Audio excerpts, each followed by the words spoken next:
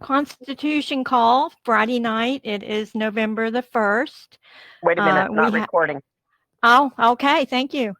Wait a minute for the red button.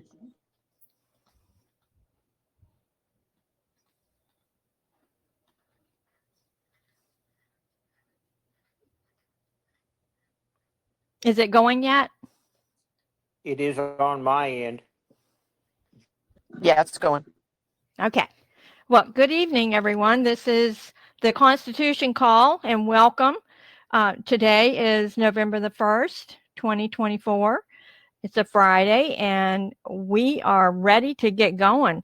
We have with us tonight Bob Locke, who is a common law lawyer, and we have Mason and Jim, and Low Tide's here, and I am Arjax.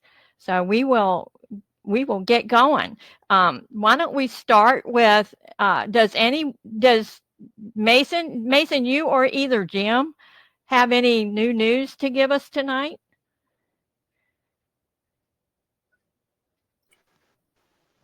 Mason, about the daily news out there that everybody's listening to? Well, anything that might pertain to what we're going to be talking about tonight would be nice. Okay. Well, nothing new under the sun. Day of work and toil, and everything is fine, and everything's perfect, and had some really good talks with some newbies out there based on the different places we go and the people we associate with. And so I'm seeing a definite trend as far as where we're being directed and the people that we're coming in contact with, which is actually a very, I'll say, enlightening part of this whole walk. And as this 5D energy approaches and becomes more and more entangling, because it's mixing with everything that's going on, it's causing some consternation in some areas. It's bringing different experiences to people that were not presently or had been previously involved in anything that's getting ready to blow up in everybody's face. And but oddly enough, there are some people out there, even though they may be not really aware of it, they're at least aware of their own position in this situation. And more and more people are picking up the sound current and having revelations from the light process, and seeing and understanding how this protective cloak of the universe is following them, directly related to the things they've been doing and the stuff they're talking about. And it's really that part of the day is something I enjoy seeing, and it isn't hardly a day goes by that something like this doesn't appear, and the group's continuing to increase as far as consciousness, and of course that increases the frequency into the, I'll say that I don't like group things. This is an individual coming together of a bunch of souls that are looking for truth and getting ready to take part in a grand experience that comes around once in an unknown number of years or times or sequences. And that's what's going on in my life. Well, that sounds wonderful that you got to talk with so many people that are coming around, waking up, experiencing things that they've never experienced before. That's great. Well, Jim, how about you? Do you have anything? Yeah. Oh, yes, I do. Oh, okay. Well, let's get going. Okay, in the Constitution room, I posted a Omega file. This Omega file contains notices to various organizations within Washington's borders. Every assembly across America is doing something very similar to this. We're in the middle of a government and law system change. And so I'm going to touch back on a very old saying, the land of the free has been invoked again. However, do you live in the land of the free, or are you a mere guest here known as a residence. A resident is here under the premise of the Residency Act of 1790. You're a guest providing goods and services to the American people if you are a U.S. citizen. This is being changed out because the very thing that we have all been raised with, known as the government, has been exposed for nothing more than a corporate substitution and fraud against us. The rightful structures that were created by the founding fathers are being restored. This also means our banking is being reconstituted.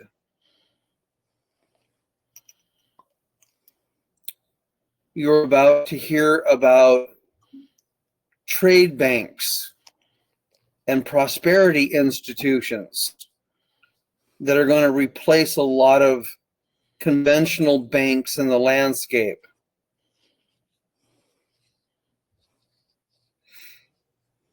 Yesterday, I was informed that the main pillar of this banking realignment is about to conduct a training call for us coordinators.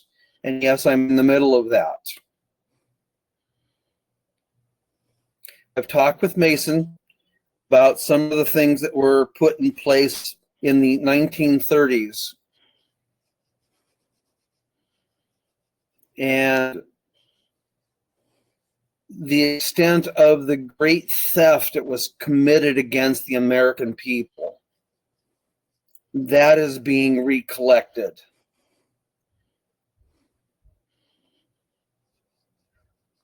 There currently is a prosperity institution in each of the states. It's not been publicly made as an announcement yet, but it's supposed to be amongst you. I don't even know where the one here in Washington is yet, because it's been held under tight wraps. And we were informed yesterday we're about to engage in training to help people come to terms with new terms, new concepts, new features. There's that. So back to this file that I posted in the Constitution room. That file went out by way of fax yesterday afternoon.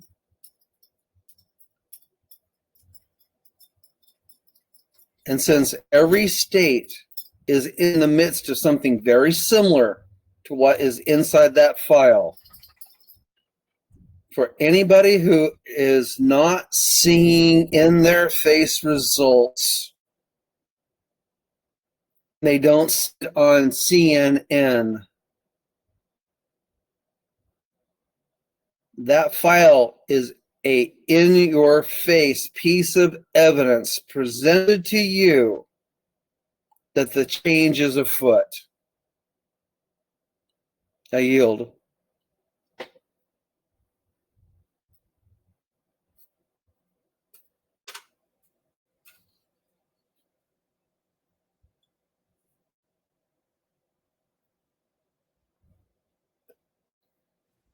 Oh, I was not turned on. Okay. Yeah, you just gave us a ton of information there, but you kind of left us dry. You know, does anybody have any questions about what Jim just presented to us? Anybody?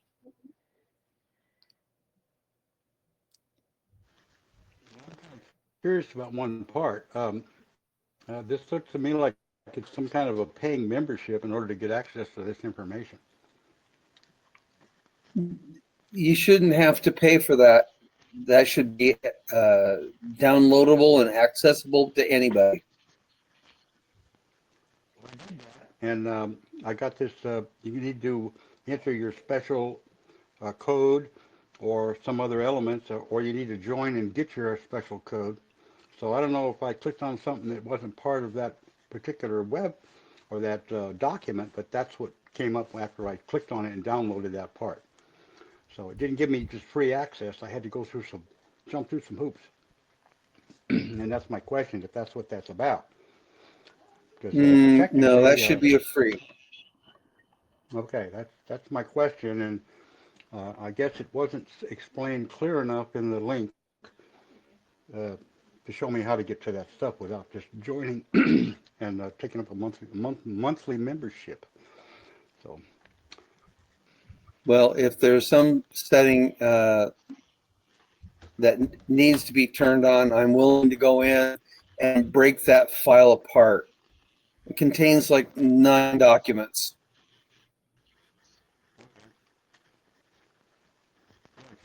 accessible at least to this group. Yeah. Greetings, Bob Locke. Nice to see you present. Can you hear me? Yes, Oh, yeah. you're on. Great. Everybody, this is Bob Locke. We're hoping Sorry, that I he got has. in a little bit late. Yeah, that's okay. That's okay. We're glad you're here. Would you like to say good morning? Would you like to say good evening to everyone and maybe introduce yourself? Yeah, because I'm just sitting here like a fly on the wall trying to figure out what we're going to be talking about and all that. So I don't know what you want to know from me. I'm just a I wish I could say simple country lawyer, but I grew up and blew up in Chicago. Sure. Yeah, and just in a researcher for truth. As I got into, I was taught to research. I was taught, I'm a former prosecutor, and I was a legal and policy advisor in Illinois state government. And then I was started a consulting firm with a group of like-minded people after the passage of the Telecom Act of 1996, and I helped coordinate interconnection agreements among multi-billion-dollar telecom companies who didn't want to cooperate with each other, and then I went into helping people fight collection actions and foreclosure actions and things like that.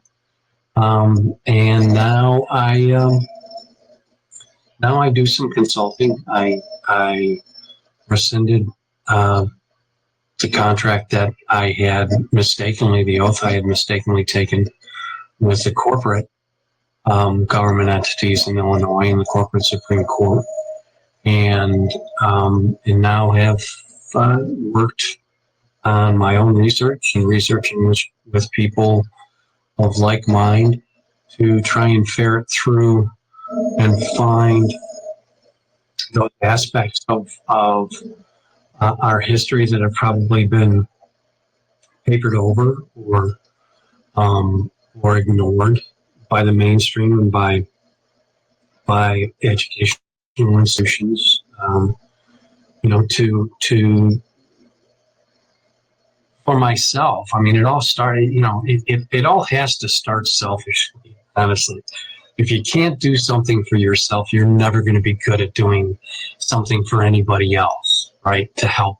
So for me, it was always curiosity about tax laws, curiosity about government corporations and things like that. And now I have found an interesting focus working with people who are speculating in foreign currencies, anticipating some revaluations in their favor, and people that normally don't speculate in things like that. And my discussion with them have grown into a really fun, challenging endeavor to build educational resources that can help people to kind of navigate through the incredible changes that we're seeing happen, even in the mainstream media, which tries to keep all this stuff down every day about how these types of speculations could actually result in some incredible benefits. And then looking forward, how do you anticipate what the changes are going to be? Because changing from things like fiat currencies to asset-backed currencies and back to Article 1, Section 10 of the Constitution, right? No state shall make anything but gold and silver coin to tender in the payment of debt. Going back to that, then the fiat system can't survive. Asset-backed cuts off its oxygen. And so that means that all of the institutions, all of the corporations that are funded by that system will undergo serious reforms. And my focus is on helping people to anticipate those things and if and when the revaluations occur, if the returns are, as some people have speculated, or even close to that, then helping people to, especially people who never have dealt with a lot of liquid wealth and never dealt with professionals and things like that, I help them to basically brainstorm on if you have the money, when you have the money, all right, then what? How do you keep yourself from being, that lottery winner who 2 years after they won the lottery, the money's all gone because they just didn't have a plan on how to manage it and how to grow it. So, God, I could go into a lot of other stuff because I've worn a lot of hats. But that's basically a short synopsis of who I am and why I'm here.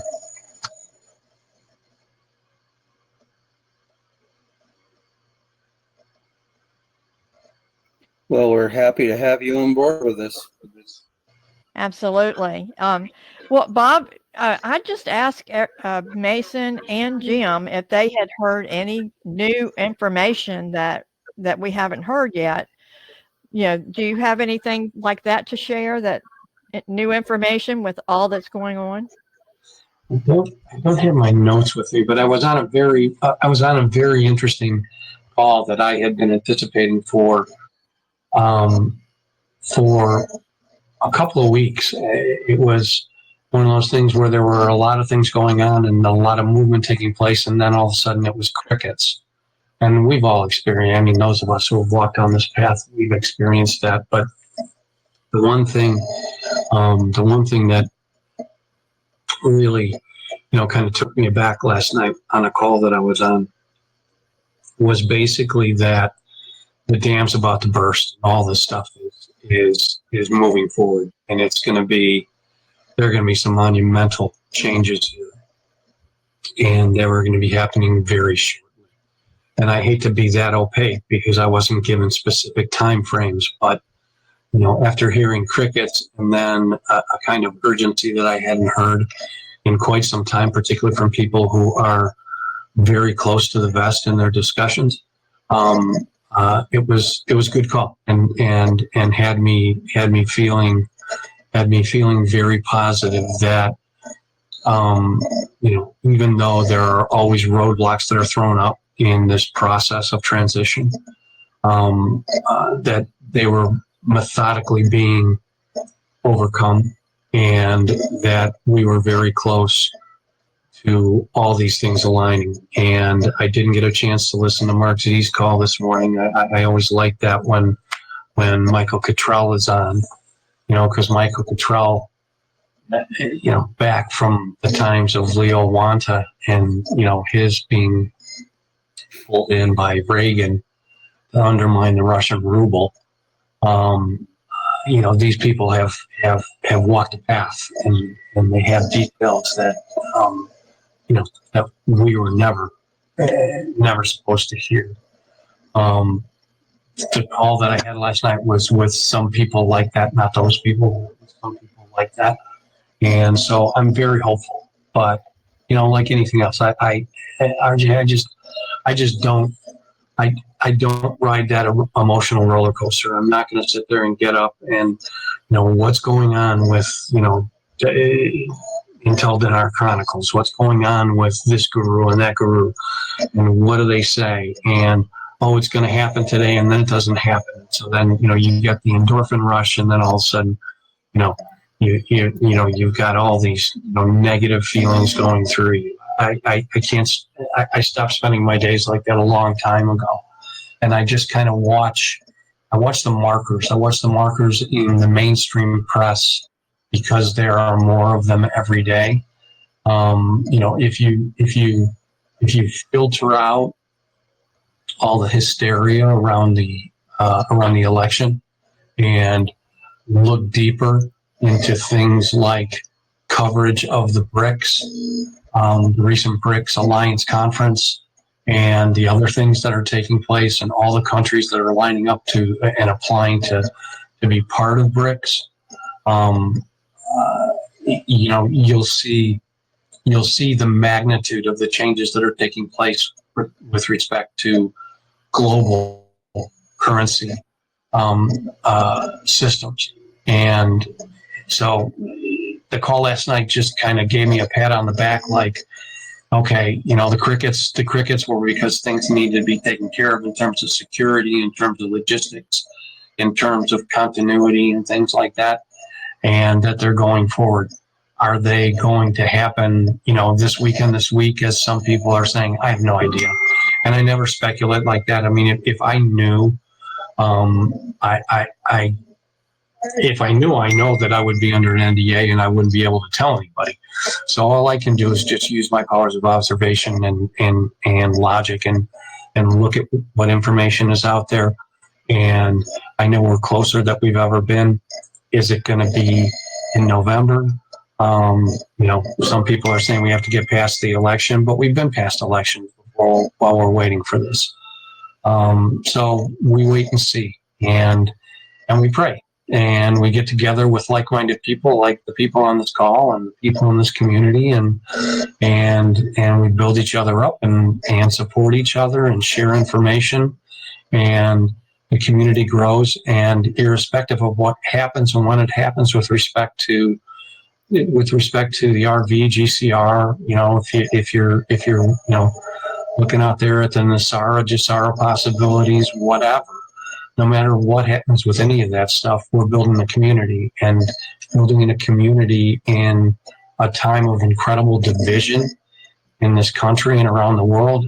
That to me is at least as valuable, if not more valuable, than whatever we may reap financially from speculations in foreign currencies.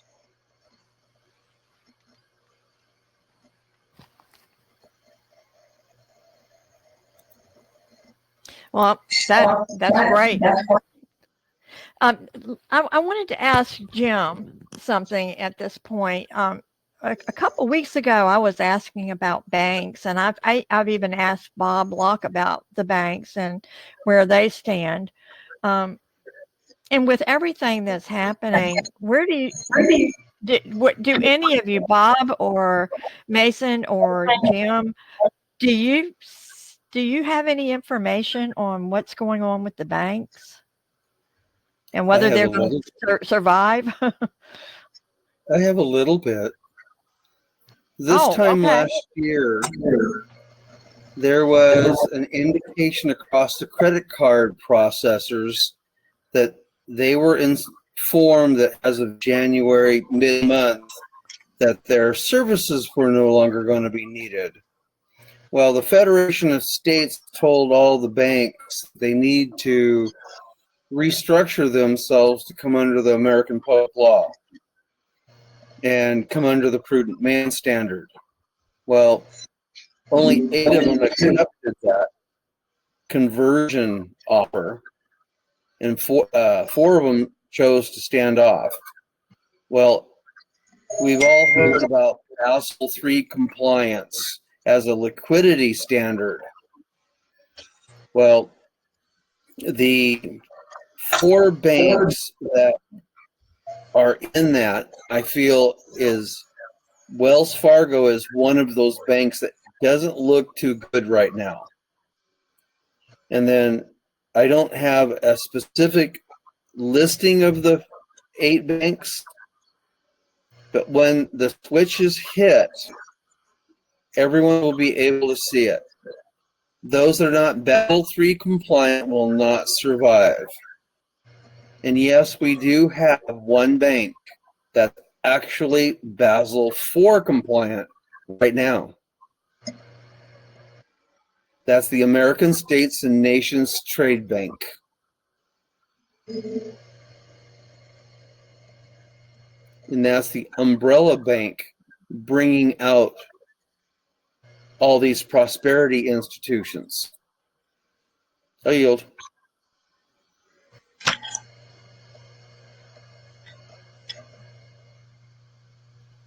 Yeah, could you explain what you just said? I'm hearing a lot of feedback on my mic. I hope y'all aren't hearing that. But anyway, could you explain what that last sentence that you said about they're handling the prosperity? Mm-hmm. Yeah, what do you mean by that?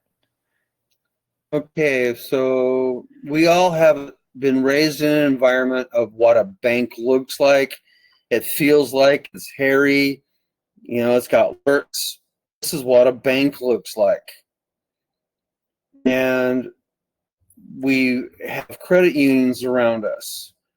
Well, those credit unions are federally insured because they function on the federal contract side of the existence of banking.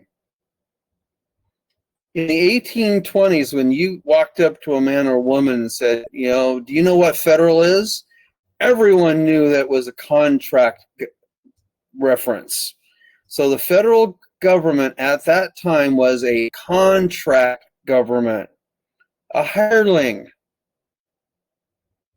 Well, in the days of Lincoln, coming up into the 1900s,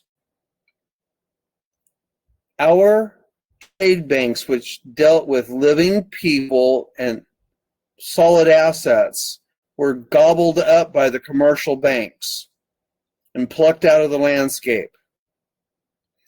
So the better part of a century, trade banks have been non-existent in the landscape, and people don't know what they are or never seen one.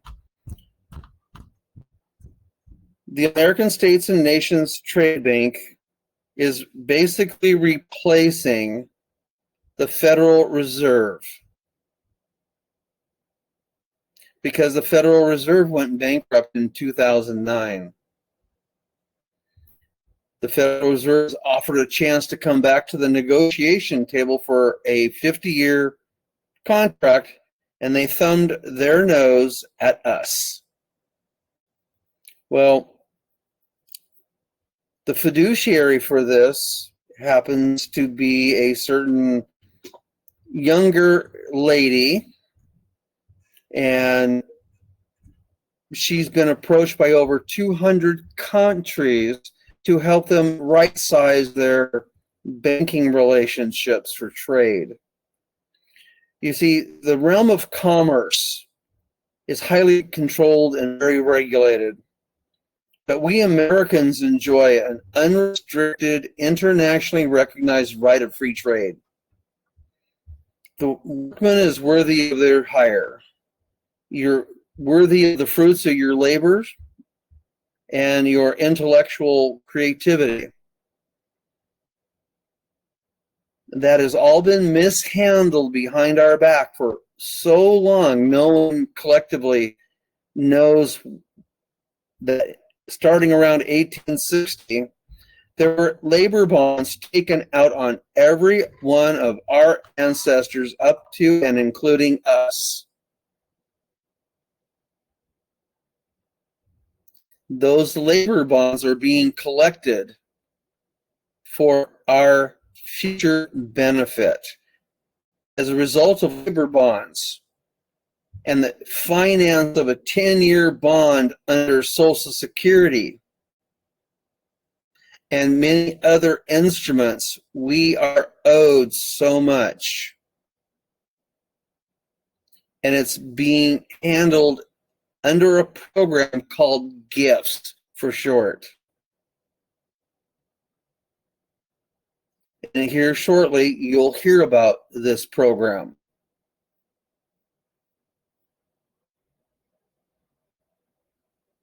And it's all being handled through a contract through the Global Family Group.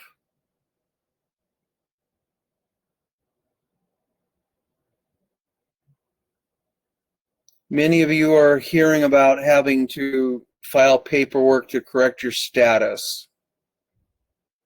You can do it through your assembly, and you can also do it through Global Family once you've done your assembly. So I am cross-referenced through the Washington Assembly and internationally published through Global. So when you look at someone's documents, you'll be able to ascertain who's who in the zoo.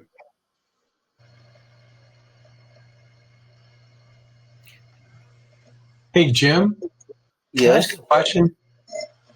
I haven't had a chance to ask this of Anna. Somebody sent me a link to, I think it was a Rumble post from a woman who was a former retired colonel in the Air Force who was assembling, filling offices of different states. And it didn't surprise me that, but I wondered,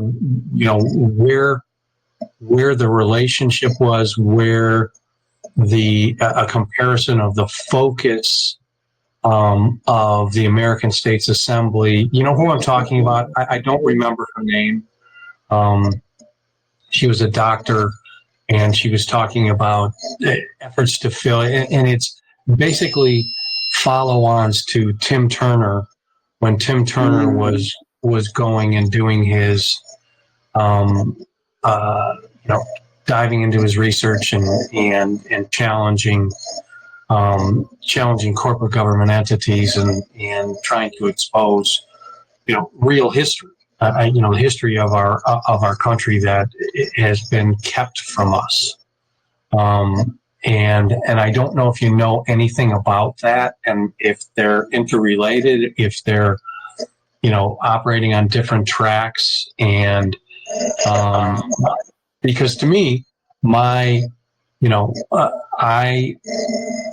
found Anna von Reitz.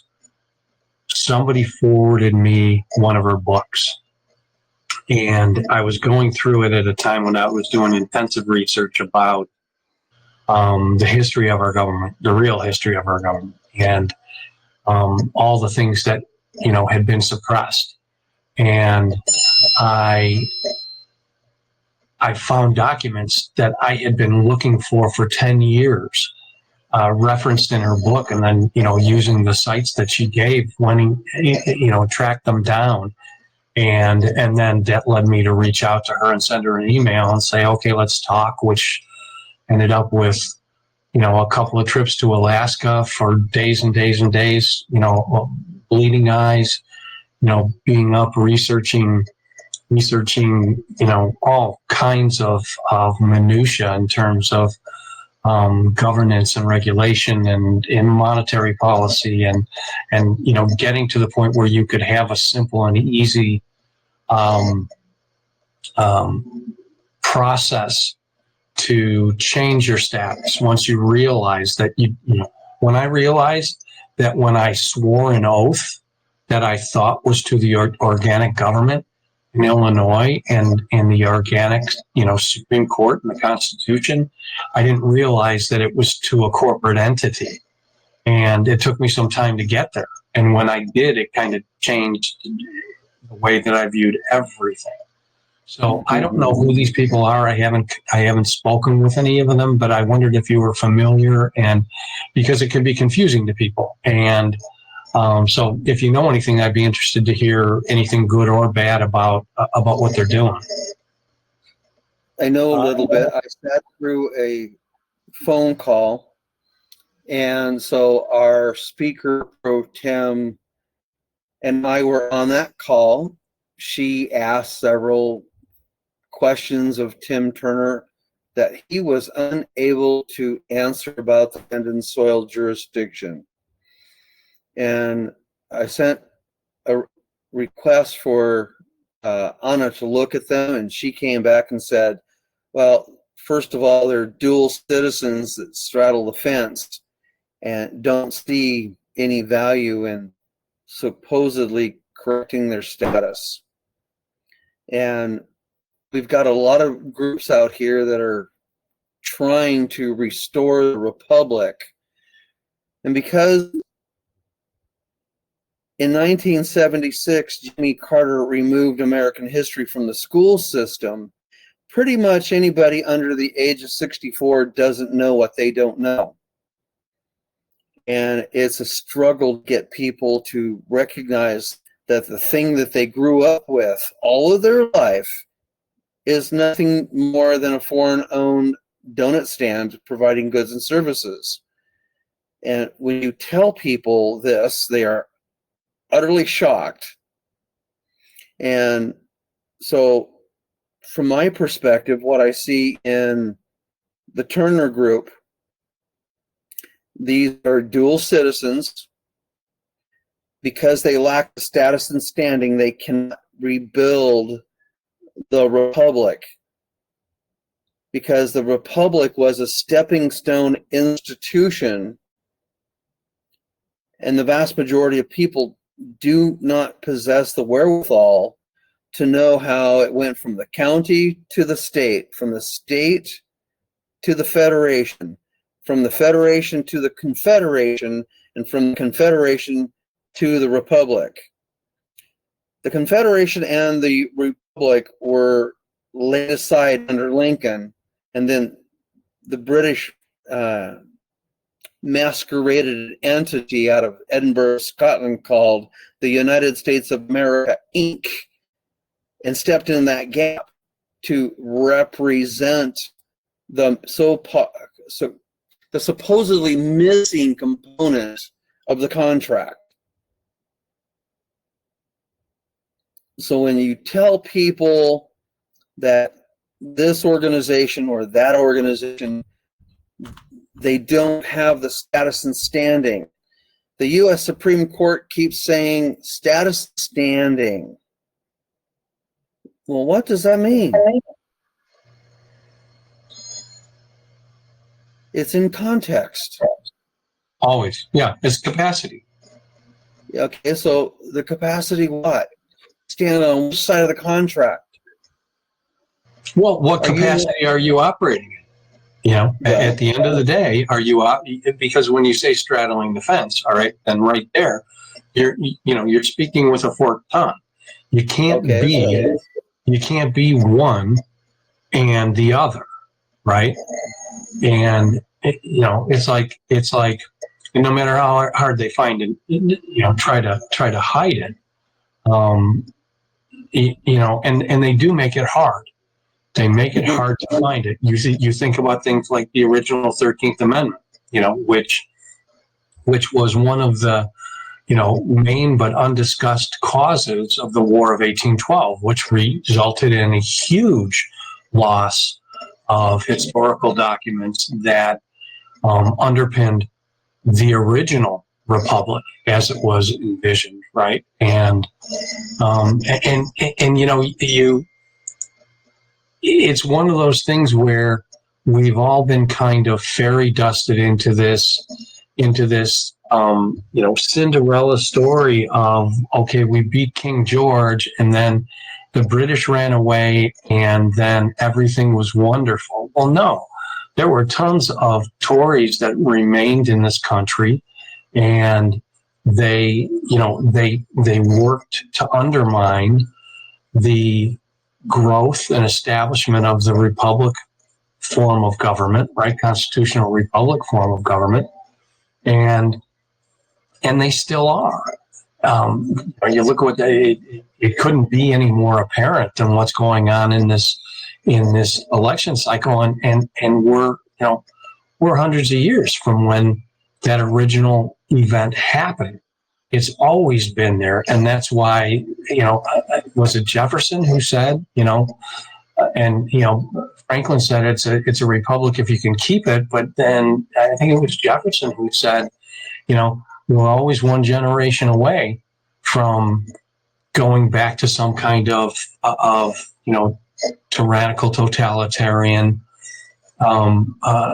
governance system where we're all just slaves, having to react to whatever the latest inane law is passed, right? Mm-hmm. I agree with you. And it's been said that what the founding fathers gave us is only workable for an upright, free, and moral, educated people. Well, that whole thing has been undermined. Yeah, and it's interesting too, Jim, because you look at it and they're talking a lot about education in this country, and I think Department of Education was formed in 1960. Absolutely no constitutional basis for it, and at that point, I think we were, whatever the metrics were at that time, we were rated like, first, second, fourth in the world in terms of our educational system, and viewing our educational system in terms of how they prepare our students for the workplace and for advancing commerce and advancing industry and entrepreneurialism, things like that. And now today, I think we're like 25th or 28th. And I'm surprised we're that high. Yeah, and it always as I got further into my research, I started looking at what I studied in law school, and more important than that, what I never studied in law school, and of the things that you were required, like you had to take constitutional law, but constitutional law was so watered down that and all you wanted to do is just get through it. I just want to pass it, right? It's a requirement, and of course I know what the Constitution is because I've been talking about it since I was in grade school, but in actuality I wasn't. And I'll tell you anecdotally, Jim, you'll find this interesting. I was doing some research and I was looking at the Federal Reserve tax issues, the law library in Cook County at the Daly Center, downtown Chicago. And it's a beautiful library. It's up on the top floors of courthouse and looks out at the entire city, 360-degree views of the city of Chicago. It's really a pretty place to go and study. And I asked one of the librarians where the statutes at large are. And for people who are listening and don't understand, you've got statutes that are out there, codes and things like that, reference to them. They're always the first thing that they reference. But, the ultimate evidence of a lawful law having been enacted does it appear in the statutes at large? And that shows you that they were following the proper procedures, and most don't. And so I asked where the statutes at large were, because I was looking for this one particular, I don't know, it was Title 18, Title 26, something, and maybe Title 16 of the Federal Reserve. And so the guy said, oh, I've got to take you back here. And so it wasn't out like in the main reading room, which is where you would expect the law of the land to be, right on display and easily accessible to anybody who wants to go into the law library. He took me back into the stacks. You had to ask permission to get back in there. And then we walked back and back and back 10, 12, 15 rows of books, 20-foot high ceilings. And we go to this one row, and we take a left, and he's like, yeah, they're right there. And there's a bunch of boxes stacked up in the row, and they're like, down in the row, in shelves, all dusty. And he's like, do you need anything else? I said, no, can I hang here and go through this stuff? He said, yeah. And okay, so when I want to see the law of the land, I want to see the statutes at large. They're not out where the codes, all right, and the federal statutes are. What they are. That's the facade. That's the fodder, and they keep the real stuff back. And you have to know to ask for it. And our education system has dumbed down the majority of the population. I mean, they dumbed me down, and I was an attorney for 30 years. And I had to really dig, and it was only because I just got a bee in my bonnet and was frustrated with how little information I could get about these really, really important issues, And so that to me is why the things that are being done with the global prosperity, but more importantly, what the things that are being done with respect to the state assemblies and the educational information that's available there for people to understand that, you're not what you're operating in different capacities and you don't know it.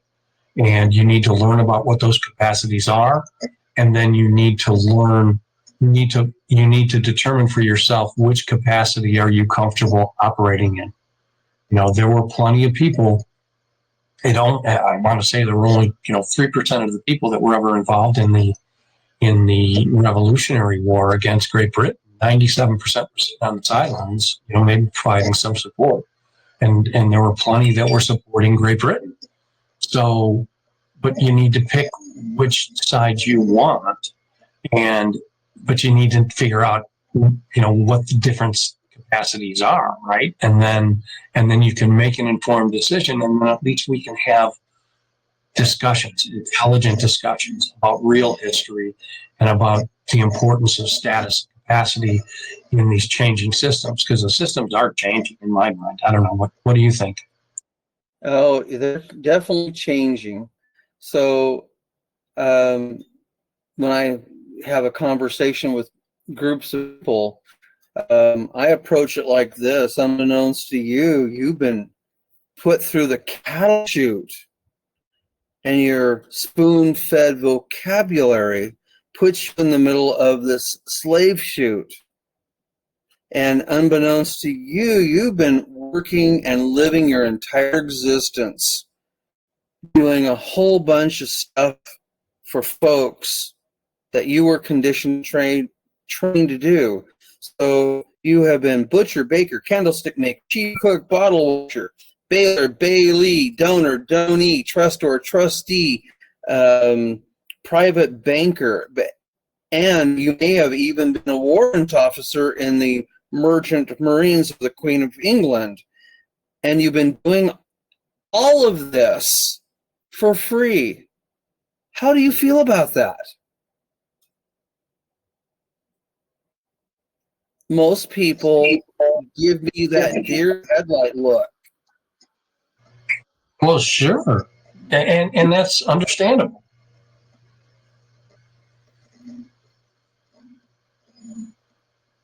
we've been so taken advantage of that when it comes to the light of day of most people's comprehension, they get this stunned silence. But this whole thing that we're going through is about realizing you're being given the opportunity to self-govern yourself, to be self-responsible, and the opportunity to actually be the adult in the room. And that's actually quite scary for a lot of folks. Well, yeah, because they've been conditioned to be subservient. So when they learn that this nanny state condition is going bye-bye, it's scary.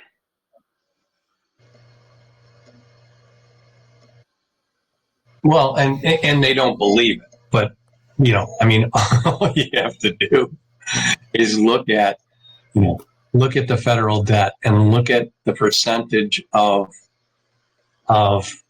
receipts by the federal government that go to paying the interest on the debt, which is nothing but an illusion. And that they're trying to put, anyone ignorant enough to not contest, which is the majority of people, because they've been schooled not to understand, put them on the hook. I mean, I remember reading first time I read The Creature from Jekyll Island, and I had a chance, and I sat on a panel with Ed Griffin, the author, and it's a meaty book. It's an incredible history book, and it's got some great pictures for those of you who are visual like me. And it opened up my eyes, and I had a chance to go to dinner after this conference, and sat next to Ed Griffin, and we had a fantastic, really interesting discussion. But shortly afterwards, I was asked to speak at a conference on Jekyll Island in Georgia. And after reading his chapter on, how that whole thing took place, and the surreptitious meeting on a deserted railhead in New Jersey of, all these different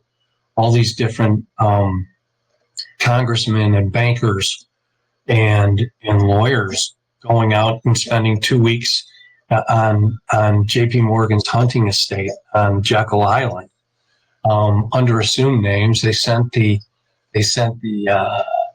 all the regular servants on Morgan's estate. They gave them 2 weeks paid leave, and they brought in a bunch of strangers that nobody knew.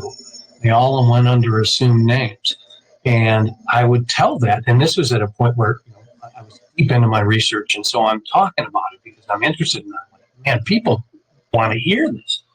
And, I had friends and members of my family looking at me like I was, out of my mind, or, on pharmaceuticals or whatever. And I went to Jekyll Island for this conference, and I went over to what's now the Jekyll Island Hotel, which was J.P. Morgan's mansion. And I saw this, the J.P. Morgan room, and it was locked.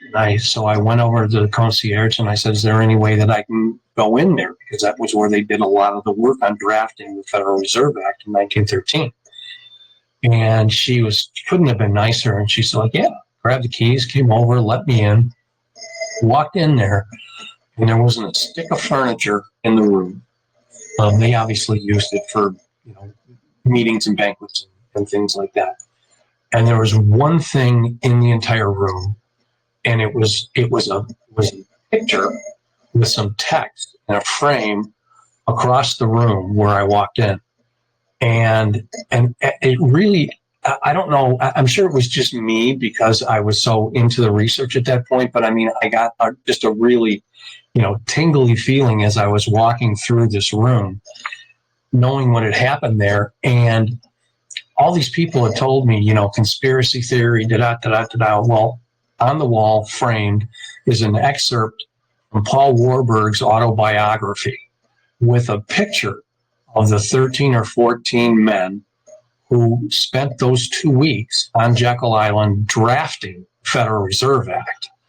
And Warburg's own words describing all the things, meeting at a secluded New Jersey Railway, line, and getting on a private train car, going down to Jekyll Island, going under assumed names. This is Mr. White, Mr. Green, whatever, and spending 2 weeks drafting the Federal Reserve Act. And I saw that, and I literally got chills all over my body. I was just like, because when you're deep into researching something like this, and it's so divergent from the education that you've been given, that you go through those stages of unbelief and doubt, and when somebody comes up and says, "Oh, you're being a conspiracy theory," well, you kind of get back on your heels, and the question is, how strong is that that energy inside you to keep on going? Or most people just give up. I must be nuts, and this must not be true. And when I saw it from Paul Warburg's own autobiography, which I didn't even know existed at that point, it was just like, everything was off after that, and I've never looked back. And I'm really, really heartened by the speed at which things are changing right now. The systems the foundations of the systems and the reform of the systems are actually being put together behind the scenes. And what you're talking about and what you're working on is just one aspect of it. And it's an exciting time. It's going to be very tumultuous. And I'm just happy to see, because the alternative is Orwellian. It's 1,000 years of hell. Oh yeah. Mason, I'd like for you to come in and make a comment too, if you'd like, because I know you've been through a lot of what Bob is talking about and what Jim is talking about. So please jump in if you have any comments. I was ready. Oh boy. Uh, First of all, I'm pretty sure that most of the people on this call either have recall or consider the possibility that they've been here before. And some of the events that each of us may have already experienced during this lifetime, we've gotten certain insights, chilling moments, unbelievable reaction or responses to things we see or read or events that we've been told about. And I know for a fact for myself that this is 100%. And so what I'm beginning to see now is a gathering of those individuals who may have been personally involved in some of the crazy things that have transpired since at least the revolution, who have been part of a grand scheme to create an environment for those spiritual beings who are all around us and who are continuing to come and go, with the opportunity to wake up to the very things that some of us have been able to, and to use that as a teaching aid for those individuals who are ready to receive it, exactly what they need to do to get closer to themselves in the reality and learn what they truly are in life, and be able to take the steps that will lead them into their total individual, independent, self-responsible condition that we all are either looking for or are in. So this is not some little half-hearted group gathering for a chit-chat and a talk about history. This is about bringing together those beings who originally involved in all of this from a very high high level of spiritual awareness. So I'm just I'm glad to be a part of this thing, and we'll just see how much we can get done in such a short period of time, based on all the information that's floating around out there. Most of us, some of us know specifically what's really going on and where this thing is headed. And it's going to be an awakening, all right. And most people that are anywhere related to anything that we're doing or that's associated are going to, for the most part, have some really hard wake-ups. And I already know from my own personal experiences that walking through those spiritual doors of your past can be really disheartening, sometimes really scary, and sometimes even emotionally to the point of breaking. And it's quiet.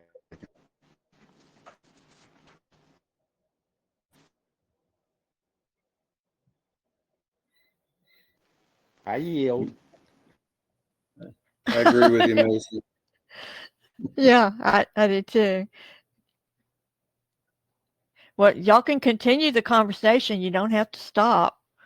I agree. We're going through a time of great spiritual discovery. And there's going to be a great casting away of junk that no longer serves us when our eyes are open.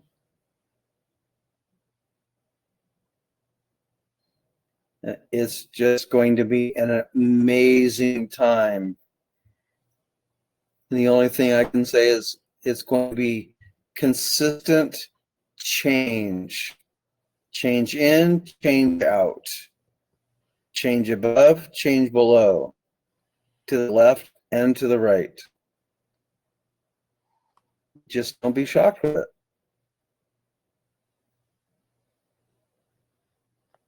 Anybody else?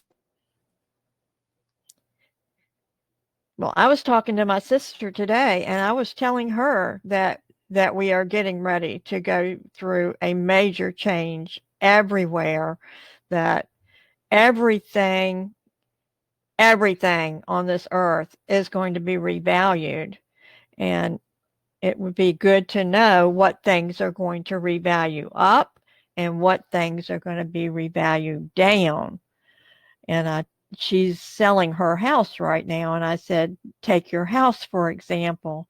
You're selling that right now. It's going to be revalued down in the future. So you're doing the right thing right now, selling that house. And I said, but you need to protect yourself as well by looking at the things that are undervalued right now and put some of those things in your portfolio. And I think I talked to Bob about this on one of his calls, that I was really concerned about her. But we had another discussion today about that. And with everything that we're hearing that's going on, I just felt like I needed to talk to her again about everything. So do y'all have any comments on those things that we can think about? Well, RJ, just look at what has gone on with gold and silver. You know, and you don't even need to go down into palladium and platinum and some of the, you know, rare earth metals and things like that.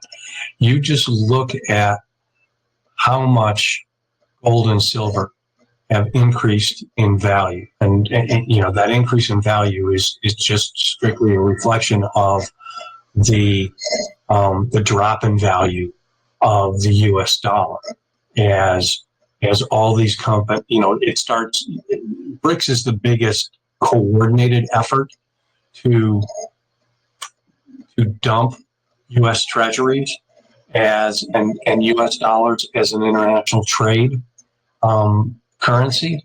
But there's other things going on too. And you look at all those dollars flooding back into the economy. Well, what are they going to do? They're all of a sudden they're going to affect the prices of assets.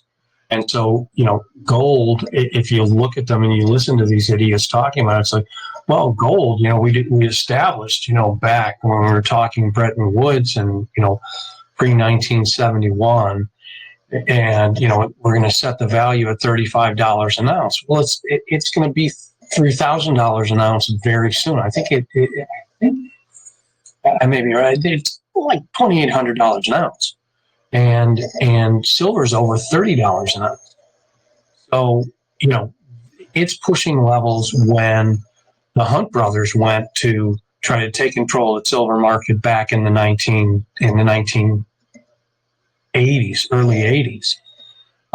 And they've manipulated it incredibly for years, just using the Federal Reserve fiat dollar system. Now, all of a sudden, they're losing control over their ability to be able to control the value of gold and silver, and central banks all over the world have realized that the dollar is at least going into some difficult times.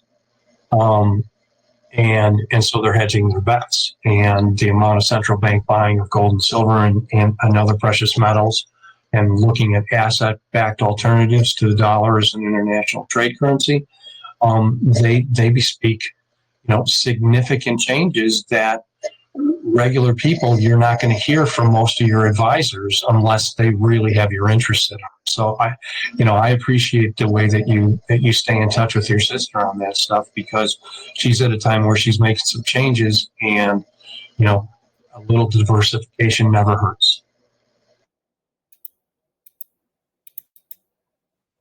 Yeah, you're absolutely right. And I have been staying in touch with her and trying to, talk her into purchasing some gold and some silver. I said, and knowing that the banks, are going through this major change, and what she should do is, I didn't tell her what to do, but I did tell her that the banks and the FDIC, I mentioned all that again today about there's only so many dollars at the FDIC. It's not going to cover all of the banks that might go down. So yeah, I'm trying to get her to move her money out of the banks and maybe into gold and silver, and just keep it exactly what she has to have. Some of those kind of things. I don't know what y'all are doing, but I'm doing the very same thing. I'm trying to get my money out of the bank and into some assets that might go up in the near future. Bob, would it be appropriate to ask some trust questions within the group of you? Oh, sure. Sure. Yeah, happy to. Well, you're always busy when I've heard you on other people's calls and stuff. And I've just had a question about my trust setup.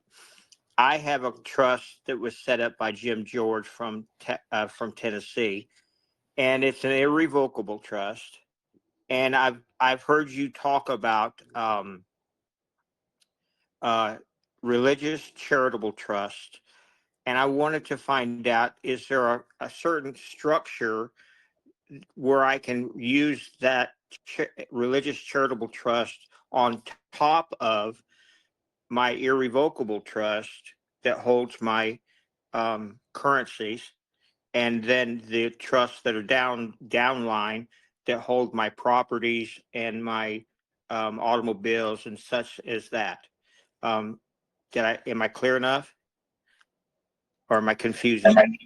No, I think I know where you're going. I mean, and the optimal structure when you're talking about multiple assets, because the most important thing to me is you're talking about, I've got separate trust set up for certain assets. The classic example of, in terms of reducing liability, is the whole Teddy Kennedy Chappaquiddick thing, where the Kopechne family sued Teddy Kennedy. Well, Teddy didn't own anything, and the only thing that they could get was the waterlogged car that their daughter died in, and the Kennedys made them a generous financial settlement in order to keep them out of the press and make the story go away. But insulating oneself from liability is to me, in this day and age, with the systems that we have in place, and even considering the systems as they're going to change, I use trusts and have used trusts for decades. They just are an invaluable estate planning tool that I can use for. And my rule of thumb is you put you get a major asset. If I buy a new car, then I'm creating a trust and funding a trust, and the trust is buying the new car. The trust is on the title, and I'm the trustee. I may be the caretaker for that asset for the trust, but that car is not mine, and I'm not on the title. Now, charitable religious trusts are something that I have dealt with in the past, and I have worked with people to help them create their own charitable religious trusts. I do it very, very sparingly because it is not a trust that an average person, especially someone who's never dealt with things like trusts or foundations or things like that, they're not something that they're equipped to be able to defend in 99% of the cases. So they're valid. They're absolutely valid, and they can be used. And for people that are sophisticated enough to be able to defend them, then I have seen them be very effective. I have been called into court in foreclosure situations where people were trying to defend a charitable religious trust and corporation sole on collection and foreclosure issues, and they didn't know what they were doing, and they just got bulldozed over. And by the time I got in there was nothing I could do because they had completely corrupted the entire proceeding because they didn't understand their capacities under those structures and how they needed to function, how they needed to present themselves, and how they needed to operate. So I'm reluctant to do it unless I'm working with people who I know are sophisticated enough to do that. Okay. The thing to me, I tend to operate more often than not in common law, express contract trust organizations. It's the constitutional. No state shall interfere, with my right to contract. And so I prefer to utilize that. It's easier to defend for people who haven't had a lot of experience. Okay. I just wanted to be sure that it wasn't a basic structure to use as an umbrella for the other trusts, and I think the answer is no. It's not. It's not a very adequate structure to do that. Thank you.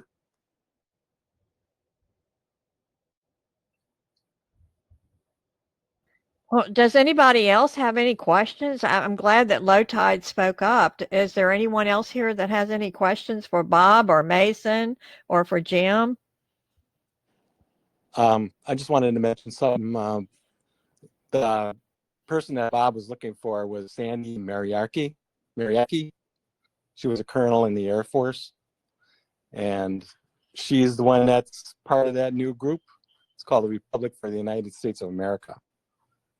And from what I see, they're setting up, they already have their own postmaster, their own assemblies, and their own governors in their states set up. And I think they're trying to go under a constitution, which is a contract. So I agree with what Jim was saying, that I don't believe that they're legitimate. And they're trying to say that our assemblies are not legitimate. So it's just another group that's trying to take over. The only legitimate thing in this whole process is each of us in our individual sovereign capacity. And once you get your head wrapped around that, you're going to find you don't need a group. You'll be exercising those rights and those duties that God created in your capacity to be able to exercise them. This system, it was set up miraculously by a group of very intellectual, spiritual guys, is directly related to our inabilities to be responsible. And it's because of that that those people that came here with us and with some of us who were also part of that group to be caught up in this entire, let's just say, taxing, monarchical, a trust type environment to turn everything they have over to an entity and not be responsible. And even if you didn't turn it over, you still had to pay for the privilege of holding it. So this time we're in right now, it's about each individual. It isn't about a group. And when you begin to understand what your real rights are in this system, you begin to take responsibility in such a way that you're controlling your own property, your own title. And that's what this exercise is all about. And it's for those who are ready to step up to the plate and do that are going to be the examples for the ones to follow. And then there's that ascension process that most people don't really have a good idea about what it is, but I can give you some pretty good ideas about what I know it is. It's about where your heart's at in the things that you don't like, you don't want to do, or you're afraid of. And even at the present moment in time, regardless of what those things might be, if you just take one, usually try and take the one you're the most afraid of, and walk towards it and learn about it and take a step into it and engage it, you're going to find a release once you've done all this that you would not never have acquired otherwise. And you're actually, as you do these little lessons that life is all about, you're going to find that there's a ring of protection that begins to develop around you that is nothing can touch you once you start assisting the universe in the awakening of those other souls who are ready to hear and see the truth and have some knowledge about what to do to come to the same level you're reaching. I yield. Yes, Yeah, well, I'm in the process of changing my status right now through my Wisconsin Assembly. And the way I look at it, this other group is telling you, well, wait for Trump because he's going to change everybody's status for them. Well, I'm leaving it up to me to do it. I'm not leaving it up to anybody else to do it for me because who knows what that group is going to be. On the right page. I don't care if you got to make your own ID. I don't care if you got to put your own plate on your car. You know, there's some little simple things that you can do in order to exercise those rights you have, like signing the car over from the straw man to the real man. That's a sales document that you get when you get a renewal notice. See, the title is not in the state. The title is not in an entity, a corporation, or government, or anybody else. If you're the possessor of that vehicle and you're part of the sovereignty of this nation, which happened at the revolution, whether people want to deal with that or not, you have the ability, the power, and the right to identify yourself and your vehicles and to take charge of your own responsibilities. And when you start doing that, you know, I drove around for many years with either no plates or a plate upside down with no tags on it, or my own personal plate that I made, and I couldn't get a cop to stop me. I did all kinds of crazy stuff. So, you know, it's about a state of mind, it's a consciousness, and if you're willing to step into an area where most people are just going, oh my God, you can't do that, you're going to get arrested and thrown in jail, and you know, I'm sorry guys, you just don't understand the principle. You got this protection around you, and it grows with you.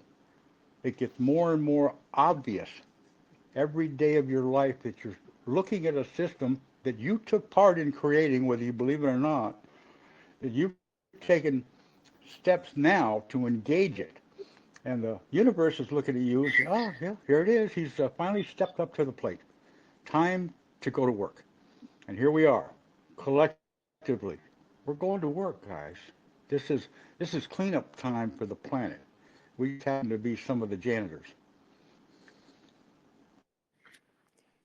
Well, I think one big relief is that I don't care as much anymore about whether Trump or Harris is going to win, because all they're going to do is be in charge of a corporation.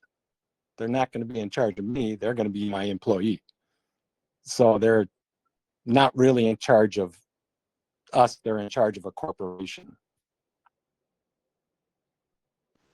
Corporation is dead by the way.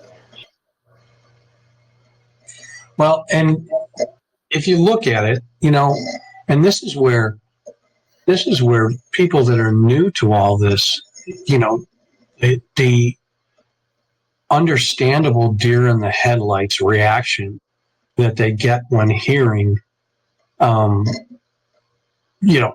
you both just said. I mean, understanding that the basics, right? The things that we used to, kids used to learn in civics class, right? You have inalienable rights from God, all right? Congress can't alter those rights. It's not their prerogative. Rights don't come in degrees, okay? The rights are absolute and inalienable. Nobody can change them. They're yours. States can't license rights, okay? That's not their prerogative. But they can sucker you into contracting to diminishment of those rights through accepting benefits and privileges and things that they hold out to you. And because they don't educate you about these things, that's how most people get sucked into the system. It's these invisible contracts, right?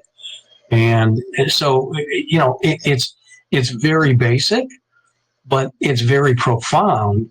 And when people first hear these things, there's a sense of cognitive dissonance because it's so foreign to what they have either been told directly or have just assumed because nobody would give them, the full packet of information on who they are and how they can operate and the nature of their relationship with any government, whether it's a corporate government, organic government, it doesn't matter, being the master and not the servant, not worrying about a cop driving behind you for half a mile, because you think he's going to pull you over.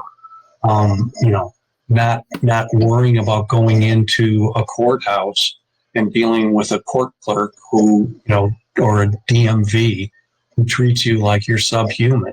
You need to get out there and educate yourself on who you really have the ability to be, the capacity in which you can operate.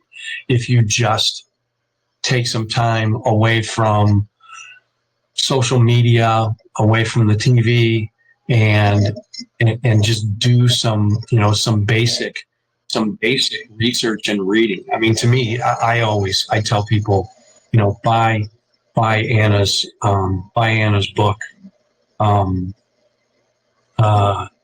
Something's wrong when, right?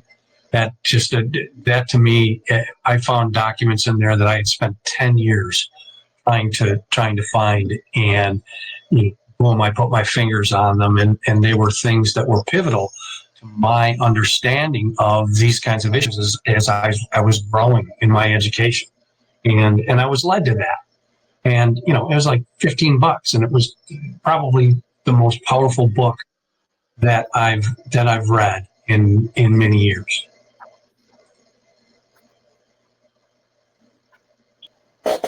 Comments. Back in the day of one of my first traffic citations, driving without a license, I went through the lower courts and went to the Supreme Court at least a half a dozen times during that one day. Interesting happened in that time. It showed me just how deeply corrupt the system really is. I brought up a case under the 12500 statutes of Deering's Codes Annotated that was all about driving without a license. And I used that case and I put it in one of my pleadings, if you want to call them that, at the time. And the court they looked at that and went, oh my goodness. And what it was is the case was all about you're only subject to licensing if you're driving a taxi or if you're affecting the public in some commercial capacity. You're making money, profit, and gain off the public at large. And this case said, yeah, that's true. If you're driving a taxi cab, you're subject to all that, but the private side is not. Well, that case went all the way to the top, all the way to U.S. Supreme Court, at least 3 different times under different types of motions that I was filing at the time, not really understanding the writ process. And finally, the judge gave me an offer I couldn't refuse. And so about a month or so later, a good friend of mine who was also looking at all the driving without a license stuff, and we happened to have an occasion to go over to the library. And said, yeah, I want to show you something. So we went over to Deering's 12500 section, opened it up, and guess what? They took the entire code, the Deering's code annotated, and changed it to get rid of that one citation. Amazing. But this is the shenanigans and the chicanery that these people are capable of because they controlled everything. So you're dealing with something that you may have taken part in some previous time that you're now getting to experience around full circle and are given the opportunity to stand up to it and move into this next whole frequency that's overcoming us. It's not something that may be floating around with no evidence of it. It's there, and it's going to bite everybody at the right moment. I yield.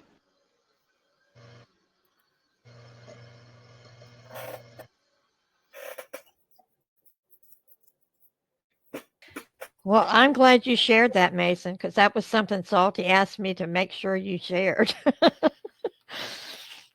Because that was important information as far as she was concerned. And I think so too, that you took this all the way up to the Supreme Court and you won. More than once, by the way. There you go.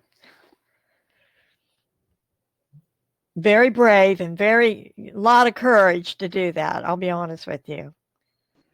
But see, it takes an event like that and a person who's willing to take the time, as scary as it may seem, to sit down and start looking at the steps. Now, the steps that are available today are not the same as they were when I was involved in all this. Because most people, even though they may not have come to the realization of it yet, the attorney, the bar and all that stuff is trash. It's already been cut clear to its core.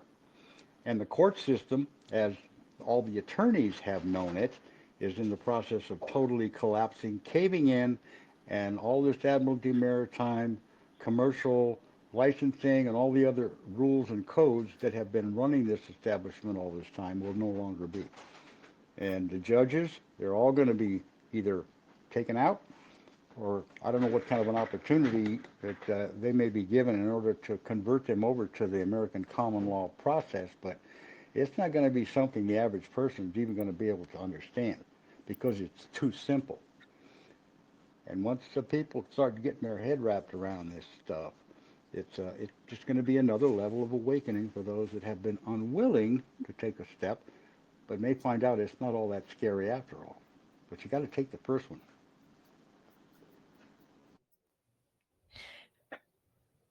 One of the things that comes to my mind is I remember back when Obama was elected, and so many people were trying to take him to court as being an illegal, being elected illegally, and even running it illegally, and so many people tried and tried, but they were always told they did not have standing.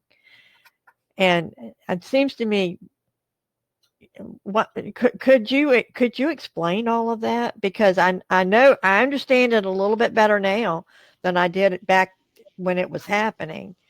But I think that's I'll give you something an that idea. people need to know. I'll give you an idea. Standing is based on your status in the system. And as many times as I've talked about this, there's Article 3 and Article 4 of our Constitution identifies who has standing in the courts. And there's a list, but it generally only encompasses state citizens, and it says it many times in there, or a foreign citizen, somebody from another country, the state, of course.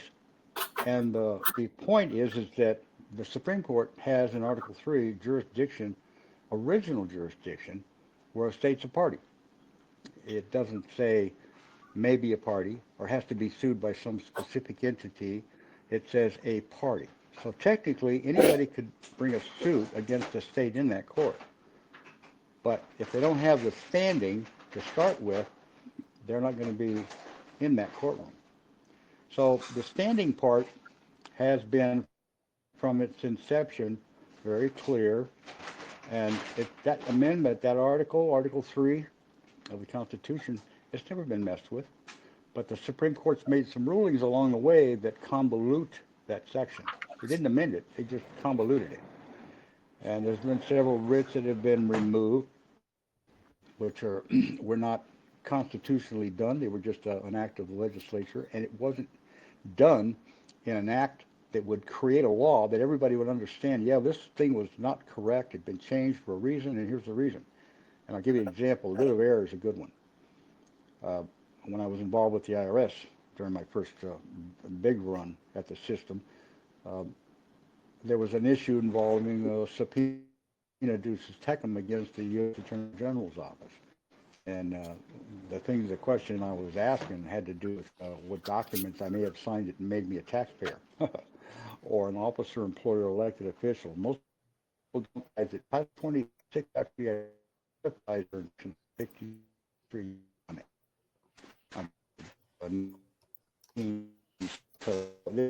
If you're an officer, employer, or elected official of the United States of Colombia, and that includes anybody that's somebody they've all agreed to be either an officer, employer, elected official, or the other category, which is on the 1040s, which is a citizen of the U.S., citizen of the United States. It says it plain and simple, one of the first things you sign. So as this system to move with respect to certain individuals filing certain very incriminating documents that would expose the nature of who and what they are, what they're doing, that issue of the writ of error came up. And I did it. I served it on the Attorney General. Even went to the President's office, and it was served, of course, at the Supreme Court. And the clerk of the court, not a judge, sent a petition for writ of error and said, sorry, Congress has abolished this writ. And I'm like, really? So I picked up the phone, I called the clerk, I said, can you give me the legislative statute or the verbiage and where it's located, where the Supreme Court actually overturned that, or was overturned by the federal board or the House of Representatives of the Congress. You show me that? And so she sent me a copy of the House, the record. And it didn't say anything about eliminating. All they did was they gave Congress, not Congress, but they gave the courts the power to decide whether all the elements of the writ of error was in place in order to operate under that writ. Well, that didn't say it was abolished. It gave the court the ability to decide if all the breach met.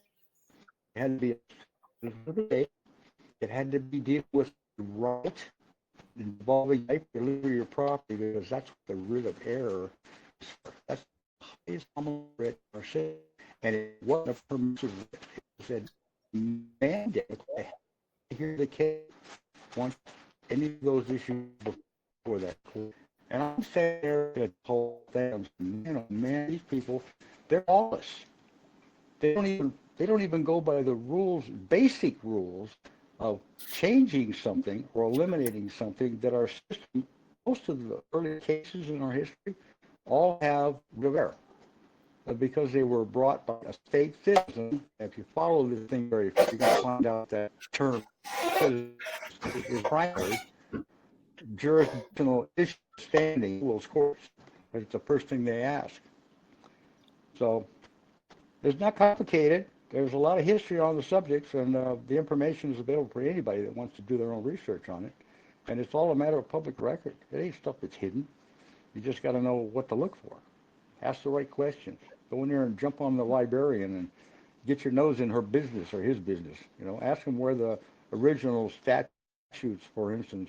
I've been looking for the missing 83 pages of the Nevada first statutes at large. And they all looking at me like, oh, we don't know where they're at. You know, you what?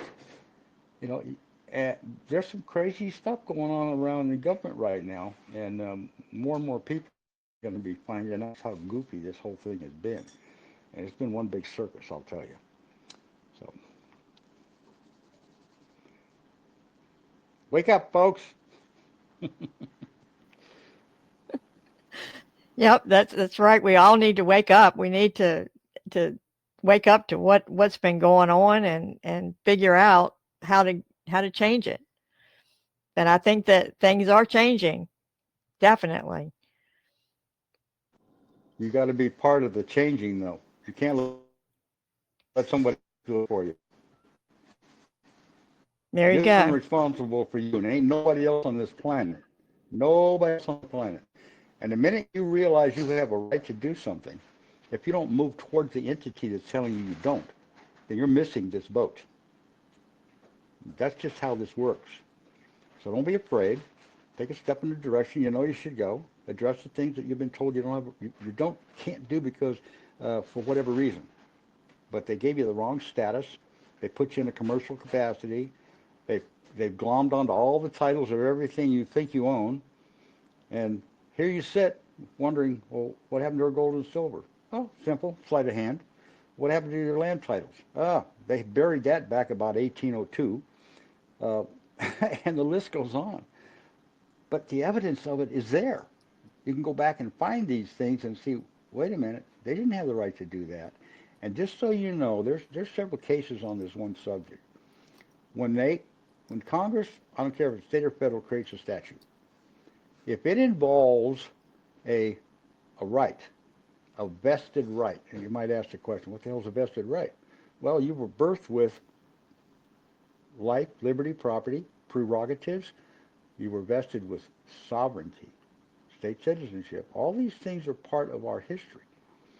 And when the state or the federal government writes a statute or a supposed law, and they involve your rights under that revolution, they can't write that statute to revoke a statute that involves your vested rights.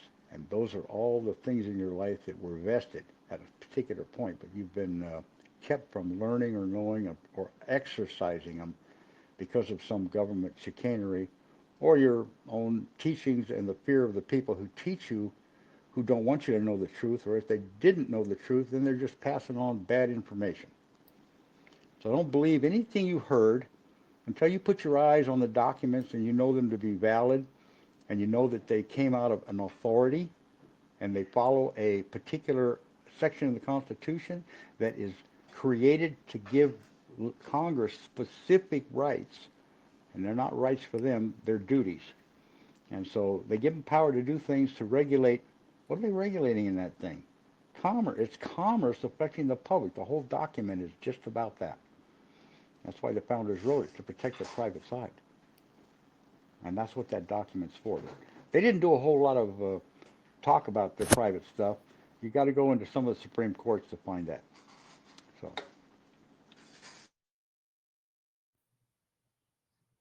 Well, I can tell you've done your homework, that's for sure. You've learned so much stuff over the years. We've all got a lot of learning to do, that's for sure. I know that because I myself say the wrong thing sometimes. Don't mean to, but I've been taught the wrong way, and it's hard to change. Well, you remember one thing. The only first question for anybody in this system wants to know to start with is where's the sovereignty located? Is it in a person, a place, or a thing? And I don't like the word person because it's a mask on an actor. But it's got to be in a human.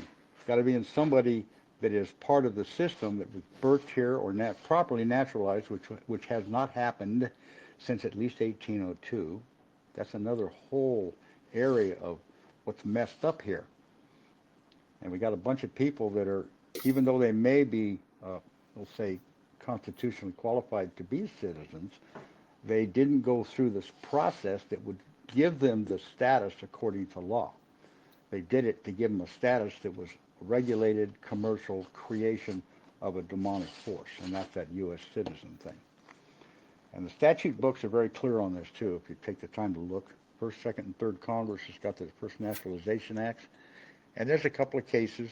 Ex parte Frank Knowles is one that will explain exactly what the system is, what it's done, and what the people are, and what Congress doesn't have the power to do, which is to naturalize. They only had the power to create a rule. That was it. So. And that would explain why the naturalization service was put into play as a corporate end run, and why so many people on green cards have been left hanging for decades, and keeping them in that limbo state as a taxpayer of some form. I just wanted to control the election as they've done that by a whole evidence on all the voter registration forms that they could control, they could convince or manipulate vote a certain way, and even if they didn't like the way they voted, they could change that. And I watched the voting machine 15 years ago when I was going through this process. I go up, put ballot, the day vote, put them through the machine. All of a sudden, the machine up on the wall with the monitor suddenly jump around, you know, and say, what, you know, they give me like, sorry about the machine. It's okay now, you know. Yeah.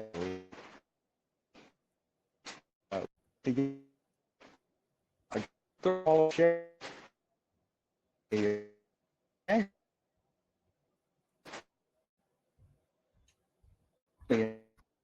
And getting he from help him with all his legal stuff.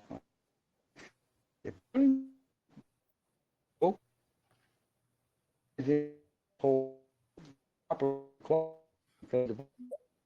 Mason, you're breaking up pretty bad. I'm having a hard time understanding. Is anybody else here not here understanding what Mason's saying? No, he's been breaking up. He's breaking up. Yeah. Okay. Can't understand him. Is that better? Yeah. Is it better now? Yes. Yes. Okay. I'll just the last little bit. I had a gentleman who went to go run for sheriff in Los Angeles County, and he had one big following. He was an ex-sheriff, and he or an ex-deputy, I should say, and he knew the corruption in the system. And so, you know, election day came, and I had already learned how to fix that election registration, and so I put everything in according to the way our system was intended to be, with the freeholder, the state citizenship, all that stuff. And so I voted, and the day of the election, I'm looking up at the monitor on the wall when I put my ballot in there, and the thing went goofy. And I looked at the person in charge there, and I said, "What's with the voting machine?" And they said, "Oh, well, we just had some maintenance work on it. It's okay. It's fine." I said, "Well, give me my receipt as it shows who I voted for." So they gave me that. Well, so I find out later on, he lost the vote. He lost the election, and he came into the shop there where I was hanging out, and I said, "So what are you going to do about this?" He said, "Well, what do you mean?" I said, "Do you want the position or not?" I said, "Because there's a simple writ called a writ of quo warranto," and I said, "And if we can find the right judge, which is very possible because I had some other connections at that time, uh, I can show you how you can actually get the position that you ran for because of the unlawful, illegal votes that were cast on the other side. And you happen to have at least one on your side that supersedes all those other votes because they were all by aliens." And he's looking at me and he's saying, "Oh, man." I said, "Well, you got a legal team.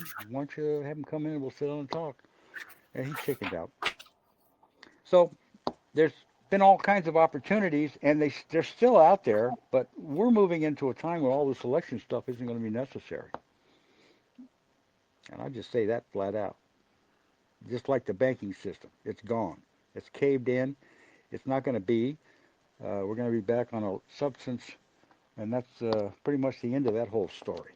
So if you hang on and keep your eyes peeled, you're going to watch the banks caving. They already have, and the evidence I get is, my wife is she's an avid credit person, and she's been able to survive for about 7 years now without.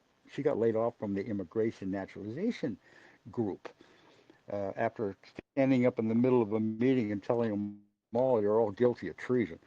Uh, so she's a live wire, and but she learned how to manipulate the credit system. Unbelievable what she's able to do. Well, these credit cards that everybody's paying their making payments on, we paid ours off in different ways, and along with it went a little letter charging them with conspiracy, treason, RICO, um, certain violations of the Constitution, which are all in your face when you start looking at them.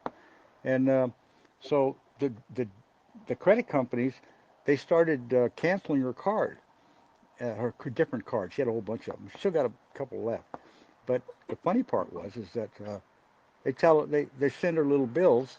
Oh, you gotta pay this. And then you look at it, ignore it. They can't get nothing. They're already done. And besides, when you sign your application for the credit card, they use that to monetize every bill you sign on every credit app or every credit purchase you make. I said, so they've already got their money times 10 and more. And so the banks are starting, and the ones that were calling her regularly, like 2 and 3 times a day, uh, all of a sudden they're not calling anymore. And it's like, well, looks like the system's about ready to take a dump. Sure enough, this is where it's headed. We're right at the corner. So lots of fun stuff, guys.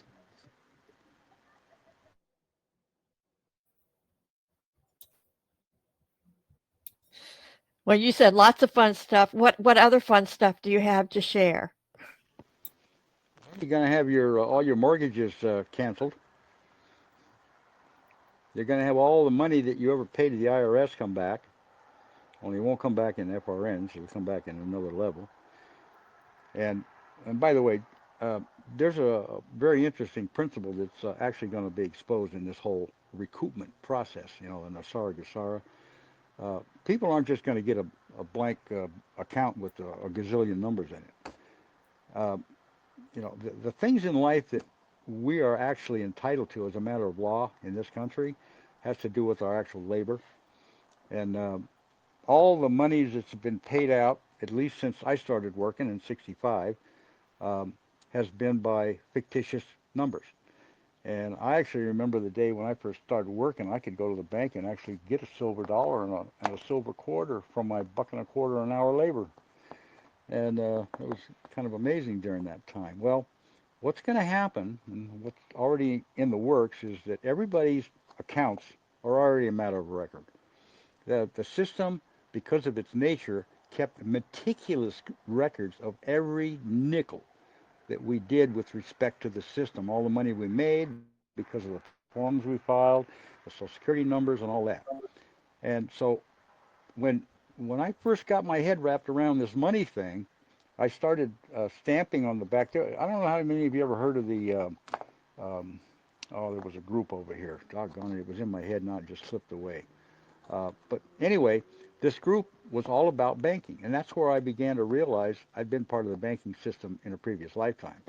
Because there was stuff this guy showed in there, and I'm going, yeah, that looks familiar, man. I know what. Oh, yeah, I know how that works, and all this speculation and everything, and also deals with land titles too, by the way. So I I began to put a big stamp on the back of my checks: demand for gold and silver, Article 1, Section 10, Clause 1, U.S. Constitution. And I did that on every single check that I got from that time on. That was about 1980 when that started. So I've been kind of a thorn in their side in many different ways. But as a result, I've also been, I'll say, granted a level of protection that is kind of crazy.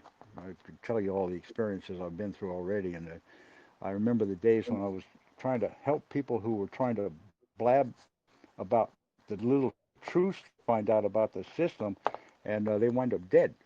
And I learned early on, you keep your mouth shut when it comes to the public. You can talk to your government employees all you want. You can yell at them. You can send them nasty letters. And if you do it in the right way, they got nothing to come back at you with. And as long as you're not doing it in a way that's going to get on mainstream media, which is also controlled by them, then you don't have to worry about getting whacked. And I'm here to talk about it.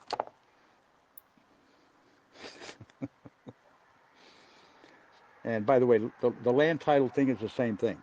You know, the allodium title is in the sovereignty. The sovereignty is in the people, and the people are citizens of the state. That's those words you'll find in all of our foundation documents. So uh, I don't know. There's a lot of opinions out there. I'm not interested in all that stuff. I go to the hard stuff, the hard facts, the hard cases. I go to the information that comes from the reputable authority, from the actual people who are interpreting the Constitution, and also some of those that were responsible for writing it. And the truth's all in there. It's just a matter of sticking your head in little places where most people don't like to go or aren't willing to.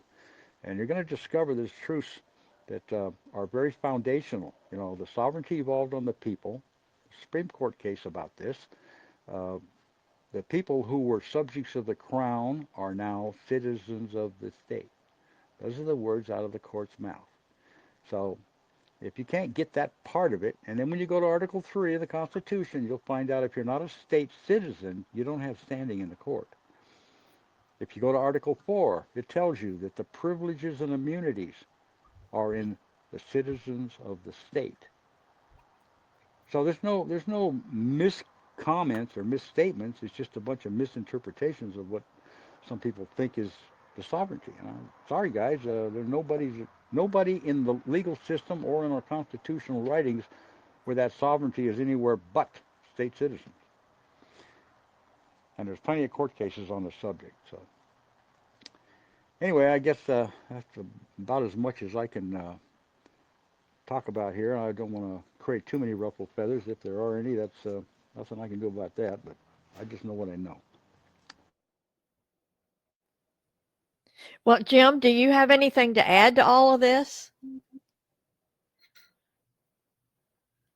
The only thing I have to add to this is, as the education of how we were properly structured by the founding fathers has been deviated from, it's going to expose the corporate elections as being foreign, that it's really nothing more than a straw poll. Your vote in that system doesn't affect anything because the president is actually elected by the electoral college. So why bother? Because when you do register, you do accept the debt that that corporate entity creates, because registration is a Regis Act.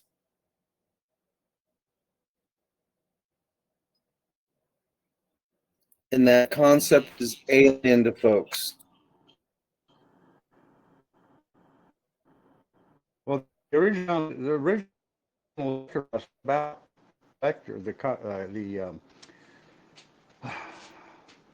electors the election college, the electors college. It was about the freeholders in the county voting for amongst themselves the people who would be the elector for the president.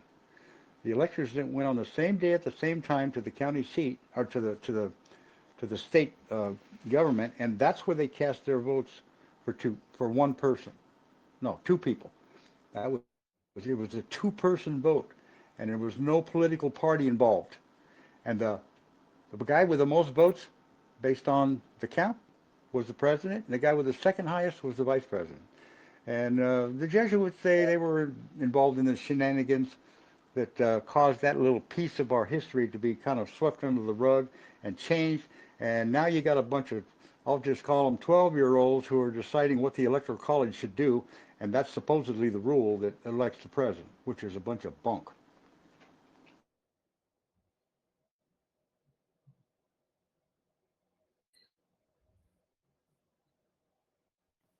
Is that the way it was set up to begin with? Back when we first got our Constitution, we're given Yeah, it? listen, if you don't go back and look at the statutes that were on the books and the Federalist Papers to get the information that came out of their mouths, if somebody went in and took the Federalist Papers and changed the whole thing, well, then this whole thing is just an exercise of futility anyway. But there's got to be some common sense to what happened, and the way they set it up, they structured it. I'll tell you something else. The age group was very important. And one of the founders, he made the comment. He said, the people who are actually electing the president, including the voters who depute the electors, because there's two stages here, they should be of the same age as what they're electing. Well, if you guys are voting for a House of Representatives, it's 25. If you're voting for the Senate, it's 30. If you're voting for electing the president, it's 35. Well, why would you want a bunch of kids that don't know anything, haven't grown to any level of common sense, voting for the highest executive authority of the nation? And one of the founders was very pointed on this subject. I don't remember which one it was, but it's in there. And so it's also called age of majority. So the system was very simply set up. And again, like I've tried to explain to this group, that this Constitution was not designed to regulate or control the private sector. It was only designed to regulate and control and protect the private sector from commercial entities affecting the public at large. And I want to give you one more little piece of this. There's a lot of stuff going on right now respecting the ports and what's going on down there, and all this U.S. versus USA and all this kind of stuff. Well, I'll give you some examples. The King of England, who was where the sovereignty of the people of this nation supposedly acquired it because of their relationship to the land and the revolution that told the king, you go away, we're now sovereign here. Well, those people who became the sovereignty, they also took on the same prerogatives and unalienable rights in their person, their private person, as the king had in England. But he had it publicly as well. Well, what does that mean? That means, does the king need a license on his carriage? You think everybody doesn't either know who he is or don't know that, oh, wait, he's got an entourage, or maybe he's just got a crown sitting on his top of his carriage, Well, that pretty much says it all right there. Do you think the king needs to enter into a public contract or a licensing agreement with a fellow sovereign in another nation to transfer between themselves property that they want to trade? Do you think they need permission to do that? No. And so all these little things that we now are trying to catch up with, as to do with our sovereignty, are things that the people have been remiss in even looking at, and have been led to believe that none of this could possibly exist with a people. And the European people have spent more than 1,000 years trying to attain their independence and their sovereignty from the demonic forces that have been following us all this time and are still among us. But it's getting ready to be displaced, I'll put it that way. So when all this stuff starts showing up, I can get my own private boat. I can go put it in the water. If I want to put a flag on it, well, what flag do I need? I don't know. If you want to put that corporate flag up there, I guess you could. But what about a state flag? That would be the same as a state seal. The state seal belongs to the people. It doesn't belong to a corporation. It belongs to the people because the Secretary of State's authority is represented by the people. And that's why they have these apostilles and the notaries and all this stuff and all these guys with these people. Even though now they're all a bunch of aliens, their job supposedly is to authenticate documents that you don't need to have witnesses. All you need is a notary. Well, that whole thing caved in. And there's a bunch of really corrupt stuff going on that's getting ready to be displaced as well. So I just took charge of the seal. And no big deal, man. And I got ID with the seal on. I got the whole thing. I don't need somebody else to tell me who I am. And I sure as heck don't need to rely on someone out there who doesn't even know me to say, oh, yeah, that looks like you or whatever. Yeah, oh, yeah, you got some ID from some other foreign entity. Okay, that's good enough. And they put a state seal on it. And then I'm authenticated all of a sudden? That's not how it works. So it's just wake-up time for the people in their sovereign capacity and self-responsibility, something I've already been over. And it involves everything about you and everything you do in your life. There's nothing that's outside the scope of this individual sovereign responsibility. And that's what we're moving into right now. And the people that can't get a handle on this or aren't willing to take part in it, it's okay. They just got to go back to kindergarten and come around again. It's no big deal.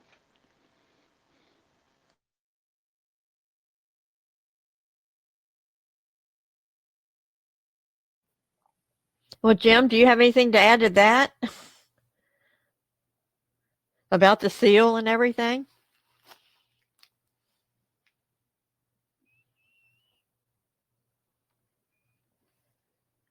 Well, I'm wondering if Jim is still here. Looks like I'm he still is. here. I Yeah. didn't know I had bumped myself into being muted. So the state seal, yes, they are the property of the people, but the 16 states that came into existence after the Civil War, they have been dealt with. And so a lot of things are being examined for modernization purposes. So many of the things that were put in place in the late 1700s no longer serve us. So everything up and down the food chain of who's running the zoo and how this is built is being examined. Once the office of that seal has been abandoned, and it's been abandoned for a long time because all the people were taken over and converted to an alien element. You know what I'm talking about. So Mm-hmm. those people who have been assumed the responsibility with that seal, they're not they're not authority whatsoever. They're alien there. They're all committing treason. They just don't realize it. And that's why the whole government is being given orders to either stand down, quit, or face criminal charges. They're all guilty, whether they know it or not. So the minute I realized that, this all came to me from another place in time. I said, well, wait a minute. If the seal belongs to the people, and I got an alien out there trying to authenticate me, well, what the hell is that about? Ain't no way that's going to happen. And I immediately went about correcting it for myself. And I've been doing it ever since. So, and this is, and by the way, I explained this once before. That seal is not for private business. So don't even think you're going to go and open a business and then put the state seal out front and think you're going to get people to come and buy your stuff because you're somehow authorized by the state. No, that'll get you in more trouble than you can imagine. So Mm-hmm. it's only for private purposes of the sovereignty in their private capacity. And like I said, the Secretary of State, that was their job, but they didn't want to identify as property properly. And that Nebraska ID that's posted on the web, on this call site in the documents, it's evidence that at least one state in the union has come to the plate and is properly identifying their people. So I don't know what to tell you guys. The evidence is there. It's all in plain sight. All you got to do is look at it and ask your question. Is this true or not? You know, did the founders call themselves something else? I don't know. I haven't found it. And the Supreme Court hasn't said anything about that. So it's the same as it was then, now. Nothing's changed. And unless I see some kind of certified document that came out of a historical archive somewhere that was created under some secret ruling or something, I don't know. There's all kinds of garbage out there. I don't have to call myself anything with respect to my rights, because this next phase that we're moving into, hey, you don't have to worry about ID, because everybody's going to be looked at according to their intent and to their own personal being. Are they trustworthy? Are they responsible? You know, do they have integrity? Do they do the right thing because it's the right thing? Do they understand karma? You know, do they know what their rights are? Do they know how to treat their fellow man because he has the same rights? All these are little pieces of moving into this next reality. And if you haven't got all that stuff yet, there's still time to work on it. You know, it's not going to take a whole lot of exercise, but there ain't no group out there that's going to stand up and look at you when you're in the condition I just described and tell you you're either not right, or you got to change something, or you got to add something and pay me. And when I see all that, nah, goodbye, because that's not where this is going. And those people are going to be in as much soup because they're not going to make it into the next world or into this next frequency or this next session extension of the 5G or whatever you want to call it. And there's more above that, by the way. That's not, that 5 is just a starting point once you've kind of hit all the right buttons.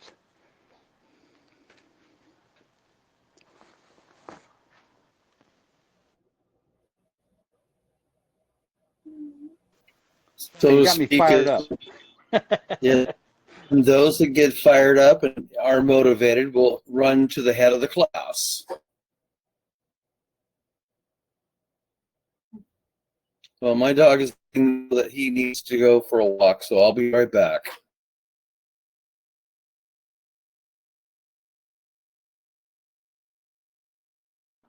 Yeah, I had my Well, walk Mason, already. I was going to say, Mason, while he's gone, do you have anything else you'd like to share with us? Like, I don't know. I know you've got so much stuff that you could share. Is there Okay, anything that you would like give you to go into? yes, yes. Let me give you a starting point for those that are maybe haven't heard any of this before. Um, I think everybody on the call understands the word "do not trespass" or "no trespassing." And I see these signs all over the place. You know, private property, no trespassing. And I'm like, all right, I wonder if this guy's got an allodial claim on the property, or if he's certified a land patent, brought the title up, put it in his own name. These are all little questions I have. But the biggest part of this is that all the land in this nation, and if you go to that Noah Webster's dictionary that I talk about, it's an American dictionary of the English language. It's not an English dictionary. And Noah Webster's made a lot of distinction in there between Europe and America, or the United States, or the U.S. And he uses these words intermittently throughout the different definitions so that you get the idea. Because the first part of the definition, he's talking about English words used in England. But when you get down to the bottom of the definition, it will say, but in the United States, uh-oh, what's going on here?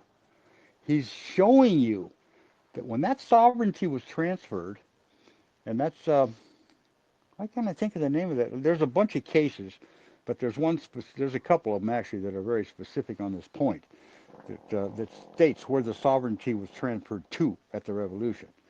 But what he did was, in his pre-log in the dictionary, which isn't part of the online version, he explains that he was commissioned to write this dictionary because of the change in government in this country. And when the sovereignty was transferred from the crowns to the people, all the words that were very simple English words were no longer applicable to the same people who came from England in a subject capacity and who are now sitting as citizens in a sovereign capacity. The same people, a whole different relationship now exists between them and their government if they choose to create one. So as the property issue comes into play, you look up the word. There's two words in that dictionary: freeholder, and allodial, and you'll find that they're tied together in at least two of the definitions.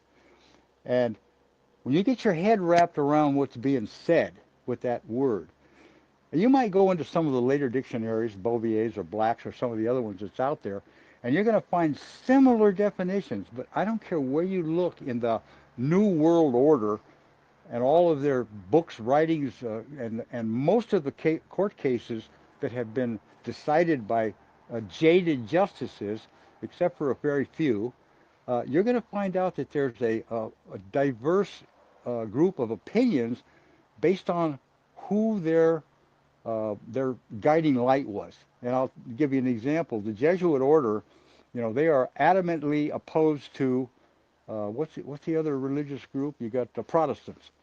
They actually have sworn a death oath to kill, murder, maim, anytime they have the occasion to find one of these people in the right compromised position to kill them, including their babies and whatever else they have to deal with. This is pretty heavy stuff. And so this group is infiltrated our entire educational system, our entire law system, the court system, and all of the property controllers, the HUD, and all of the different real estate agencies all over this country. They're all controlled by that group. And so if you think it's an easy thing just to go out and stick a sign in your front lawn, front yard that says no trespassing, and it's going to be recognized by the so-called power, you're wrong. And they won't think twice about breaking the sign down and knocking the gate down and coming and getting you if you're not paying your taxes, or if you're doing something in there that they think might be in violation of their taxing rules, which is all they got. So the property titles is a big one. And I'll just give you one little piece that can help anybody who's anxious or interested or even willing to take a little step towards exciting somebody who may see this sign. And there's a copy of one that's inside the group here. That's in the documents. That's and I think it's got the big Nevada seal on it. Now remember, if you're a sovereign, you're a citizen of your state, the seal belongs to you. And it belongs to you in whatever capacity needed, as long as it's not done for commercial purposes. You're going to protect yourself. That seal is, you're sitting there saying, here we are, guys, and if you violate the seal, you could be shot for trespassing. And the seal identifies your allodium title from the corporate street. If you want to, most people don't realize this, but wherever your house might be, if you live in a community with a bunch of houses and you got a main street going down the middle, if it's not a 4-lane highway, you actually own to the center of that street. Your property line, your taxing line is the middle of the street. That's your common law property, okay? But everybody's been duped into believing a whole bunch of other garbage about their property. But that allodium, which is the right of the people to be secure in their person, houses, papers, effects. Where have you heard that one? Secure. You heard the castle doctrine. I remember during all that rioting crap that was going on here a few years ago, there was one guy and his wife. They were actually protecting their property. They had a whole bunch of trespassers came through their gated community, broke the gate down, came in, and they were out there on the front porch with, I think it was an M13 and something else. And these idiots were walking up there, walking up and down, and they got really, kind of scared about the whole thing. And so pretty soon the cops came, and the next thing you know, they were trying to prosecute these two people. And the castle doctrine came up with respect to this event. And it was pretty interesting how the whole thing was handled. But the point I'm getting at is that as the sovereign, The castle doctrine is exactly the doctrine designed along with what you might call an act of state, which is an event between two sovereigns. That's what a treaty is. It's an act between sovereignties. If you contract with your neighbor you want to grow one plant, he wants to grow another, and you guys want to swap back and forth with your products, you can do that all day long. And you can, if you want to make a contract, you can, and that contract cannot be touched by the state. Read Article 1, Section 10, Clause 1. There's two things in there. One's got to do with the gold and silver as a medium of exchange, and the other's got to do with your right to contract. The state cannot do anything with respect to that. So we have all the power. The founders put it in the most obvious places, but most people don't know how to read. Or they're afraid that they might read something that's going to give them a responsibility that they don't want to exercise. So we got some real interesting things that are starting to show up. Now here's the sign that I'm talking about.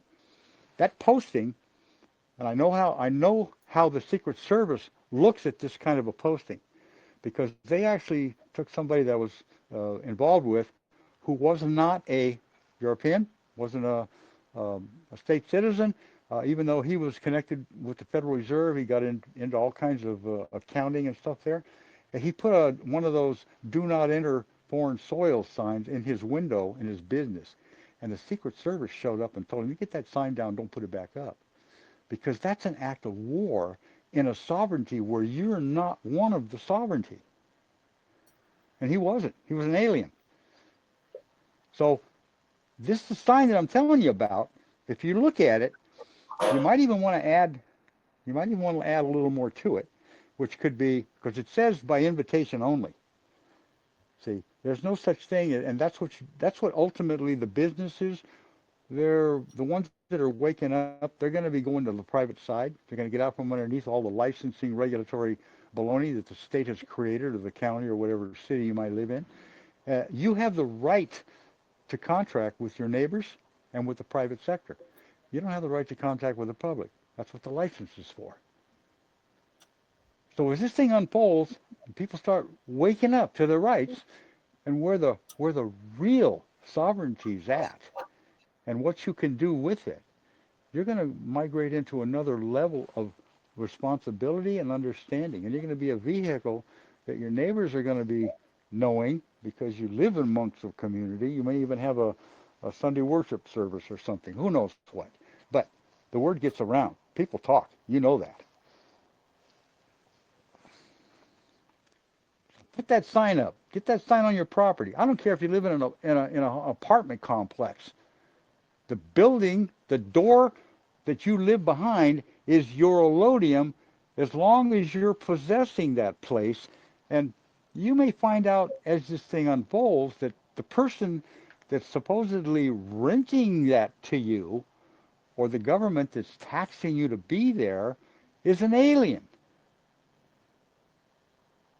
They're all either U.S. citizens or they're resident aliens, and if they're a U.S. citizen, they're a resident alien as well. As long as, and that goes for the sheriff and the other tax collectors, the local police in your city. They're all on the wrong side of the fence. And as this thing unfolds, these people who have been renting land, renting buildings, and speculating the property, it's the speculators that are the problem. That's why we have inflation, by the way. You know, once upon a time, 1950s, because I remember that time, you could buy a pack of cigarettes and a gallon of gas for a quarter. That's like, wow, that's amazing. Why? Because all the middlemen hadn't got their hooks into the system yet. That didn't happen until we went off the gold standard. And that's when the hooks of all the middle people started coming into play. And so instead of the local producer of, say, strawberries, he at one point could sell his strawberries right off the land where he was growing them. And I know about these places because I lived where that was done. And you didn't even have to actually request permission to come on his land. All you had to do was pull up there in front of the property, get out, stand there, and somebody there at the booth would invite you in. And so all this licensing and everything is based on the person putting a big sign out front and telling everybody you can come in. Then the local taxing authority comes up and says, you can't do that. You got to have a license to sell to the public. No posting or any of that stuff. So there's been a lot of things that have transitioned that's moving us into this private sector again.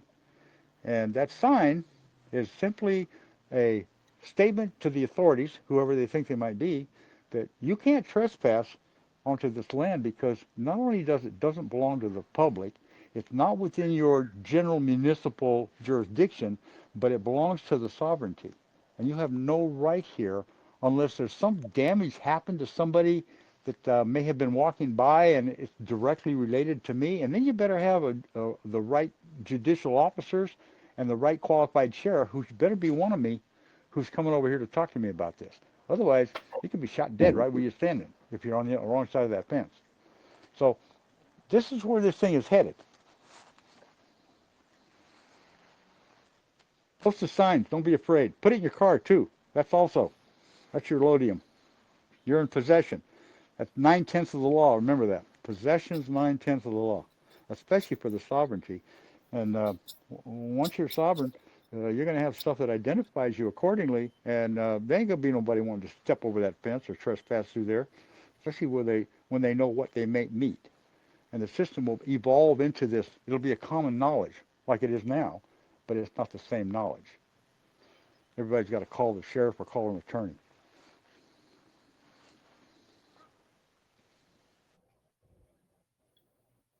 I just want to reiterate. I just want to reiterate what he was talking about. That sign that he was talking about was no trespassing, and he only said it like a couple times, but then he just went on and on and on and didn't say it again. But he was talking about no trespassing.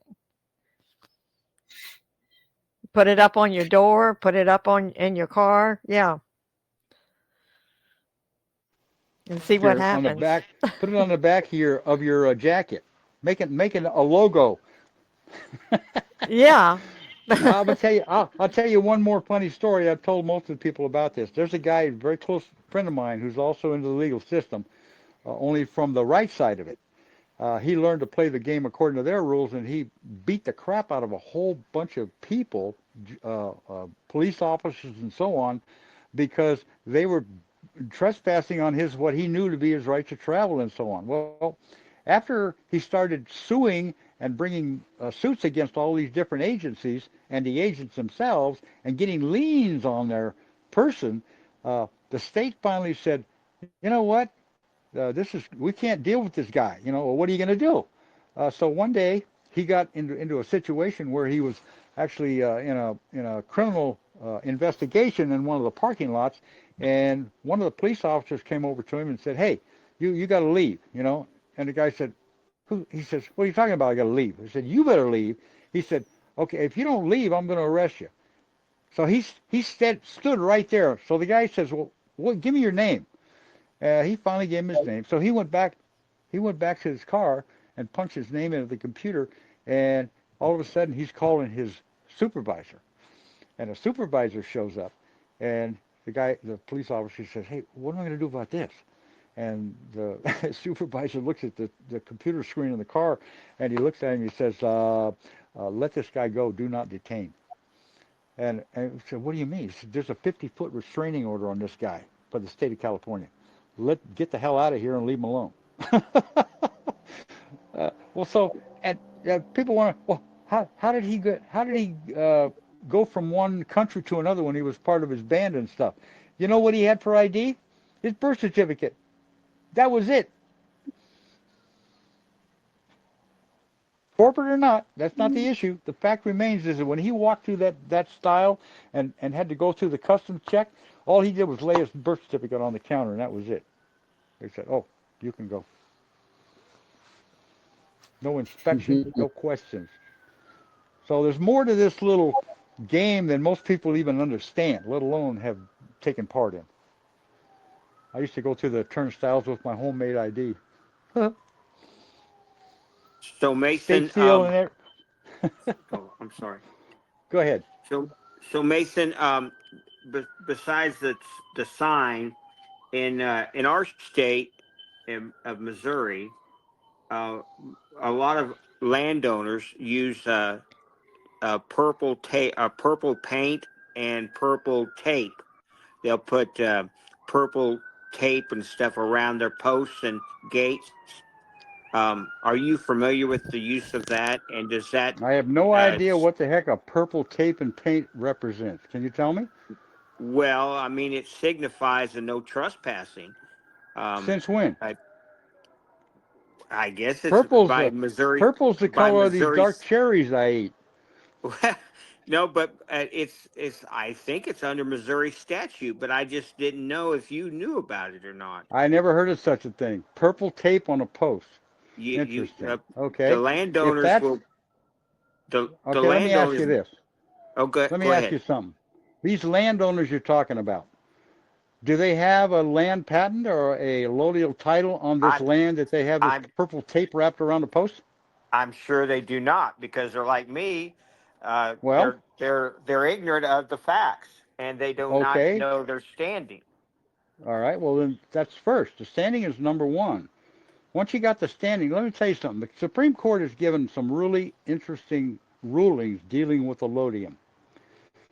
And I happen to know about these because I was personally involved in all this stuff at one point. But what I'm trying to tell you here is that the allodium is not a piece of paper. It's not an individual. It involves two things. It entails the possession of the land. Are you actually in the possession of it?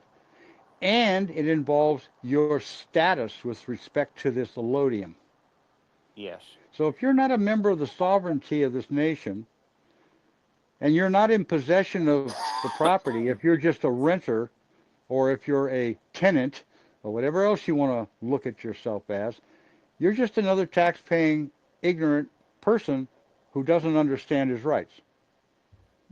Whether you qualify or not is another matter. That's something you're going to have to determine.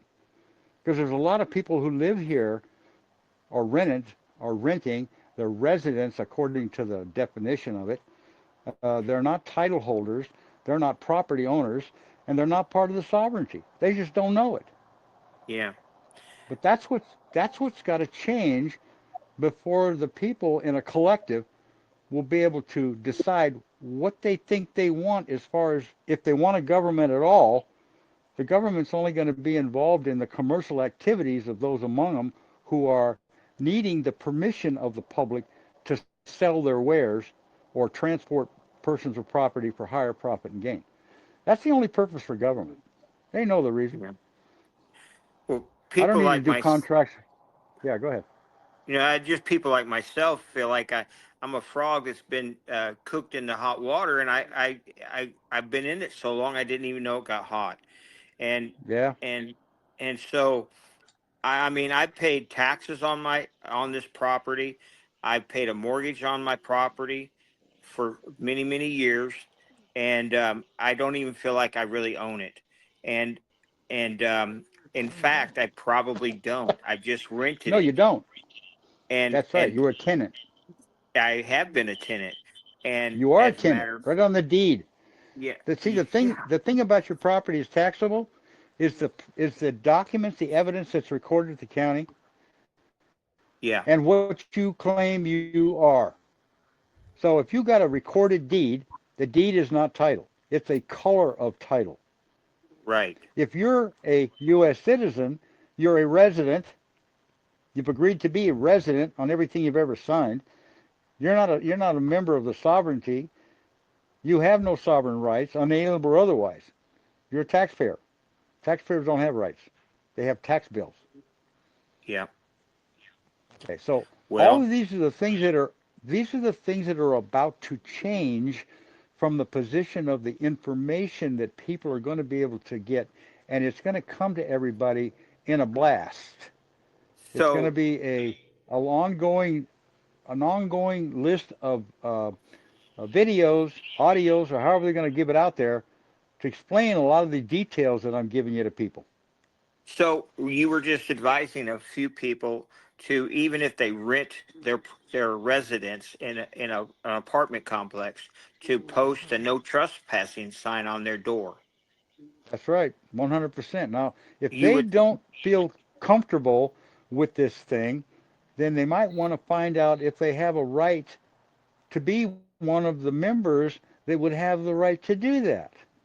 Now, listen, and there's some very powerful statutes on the books that were written back in I'm thinking 1864, 65, somewhere in that time frame, that deal with claims on land, and it's a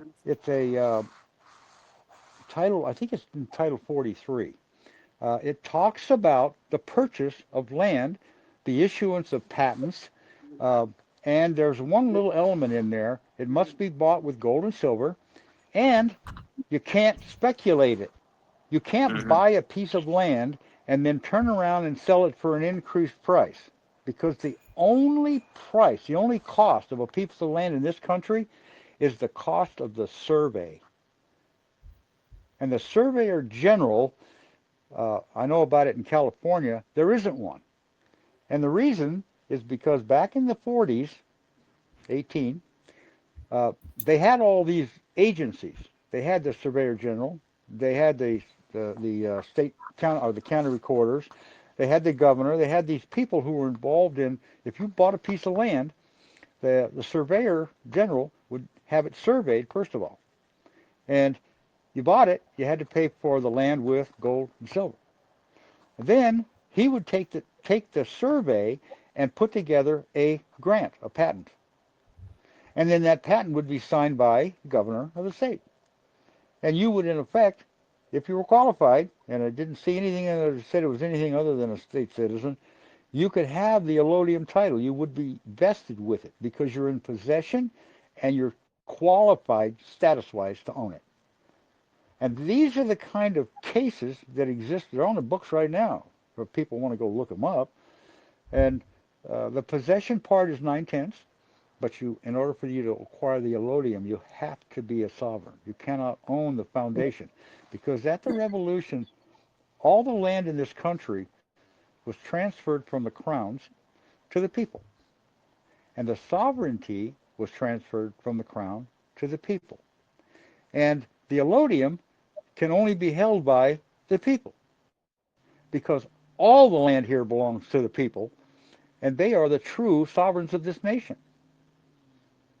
So when you get to a point where you think you might want to try and claim a piece of property that may have been abandoned, and there's a lot of history on this abandonment stuff. It can be abandoned for want of paying a tax. It could be abandoned just for somebody walking off and leaving it and nobody claiming it. There's also the abandonment of somebody who is speculating the land, which is against the law in this country. If you're a land speculator, you're in trouble. And that's something else that's getting ready to come to the surface. So the speculation of land is constitutionally not attainable, because that's actually treason against the posterity, the downline people. And what they've done is they've actually speculated our land out from underneath the sovereignty and turned it over to a foreign cartel. That's why everybody's paying property taxes and all the other stuff that goes along with it. So you're going to get to a point in all this, and the system is changing rapidly, where you're going to have the opportunity to step up and take a shot at establishing your rights and the property and identifying it correctly. You're going to have a meets and bounds. You're going to know how to do a survey. That's not rocket science. In fact, most people carry a locator, a latitude longitude locator on their phone. It comes part of the package, especially with the new junk that they got out there. And you're going to be in charge of the county recorder, because the county recorder is going to be working for the people instead of for a private foreign cartel. Mhm. And most of Well, those people, they don't even know what they are at the moment. well, that And being said, oh, go ahead. Go ahead. I don't want to when stop you. when you do when you do your posting, this is the first little test for each individual to wake up to who they are in the system and recognize the fact that they have the right to their privacy. And there's nobody out there that can overshadow that unless they're of the same status that you are. There's a little principle in our system. Have you ever heard of a jury of your peers? You might want Yeah. to do a little research on the word peer, and you'll find out that it involves someone who is at the same legal status as you. If you're a resident, guess what you're going to get for a jury? A bunch of residents, because that's what 90% of everybody in this country is. But that Noah Webster Dictionary identifies that. That freehold, if you look up the freehold, you'll see in the bottom definition there in the United States, every juryman must be a freeholder. It's in there, those words. So don't be fooled by all the stuff you've been led to believe. Do your own research. Start sticking your head in places where most people just either don't have the time or don't have the inclination or are not interested. Yeah. But it's So, coming. It's coming. The incentive's going to be there, and the people that didn't want it or didn't consider it are not going to have a choice. You're either going to make the grade or you're back to kindergarten. yeah. So, I mean, no trespassing is not a problem, especially where I live. Nobody's lives close enough to, consider them a trespasser unless they No want to problem. talk. That's good. Anyway, the Mike, mortgage the thing. only that's a good one. Let me give you this one last piece to that sign. The All only right. thing you might add to it, because I put in there underneath it says by appointment only of, and there's no name there, there's no phone number there. So if you want to create an invitation to a person who's considering trespassing or who may want to know what this sign is about, you might want to give them the a number of somebody you know that they would be able to call to find out, like you. Yeah. Well, that's good advice because I think he should call because I I just won't go further. He should call anyway. um. It's a mortgage the Do, the mortgage industry. so do you think it's worth any effort, knowing that it may be a short time until this is all reconciled or rectified on its own, to pursue my own effort to perhaps rectify a bad mortgage, Let me give a you an, bad loan? let me give you one simple example of how to deal with the banking system. If you're interested, if you want to educate some people, uh, I happen to know for a fact what they do with the note. I know what the note's for. I know how they handle it, and there's a simple request, a notice in demand that you might send to your lender, and ask them to send you a certified copy of the original front and back. Now, I went through a couple of court proceedings where the judge was actually given a mandate to order the mortgage company to bring that document into court for inspection, the original. And this snake, he managed to convince the judge that, oh, this document is too valuable. We can't just take it out of the safe or wherever they think they got it and bring it to the court for the hearing.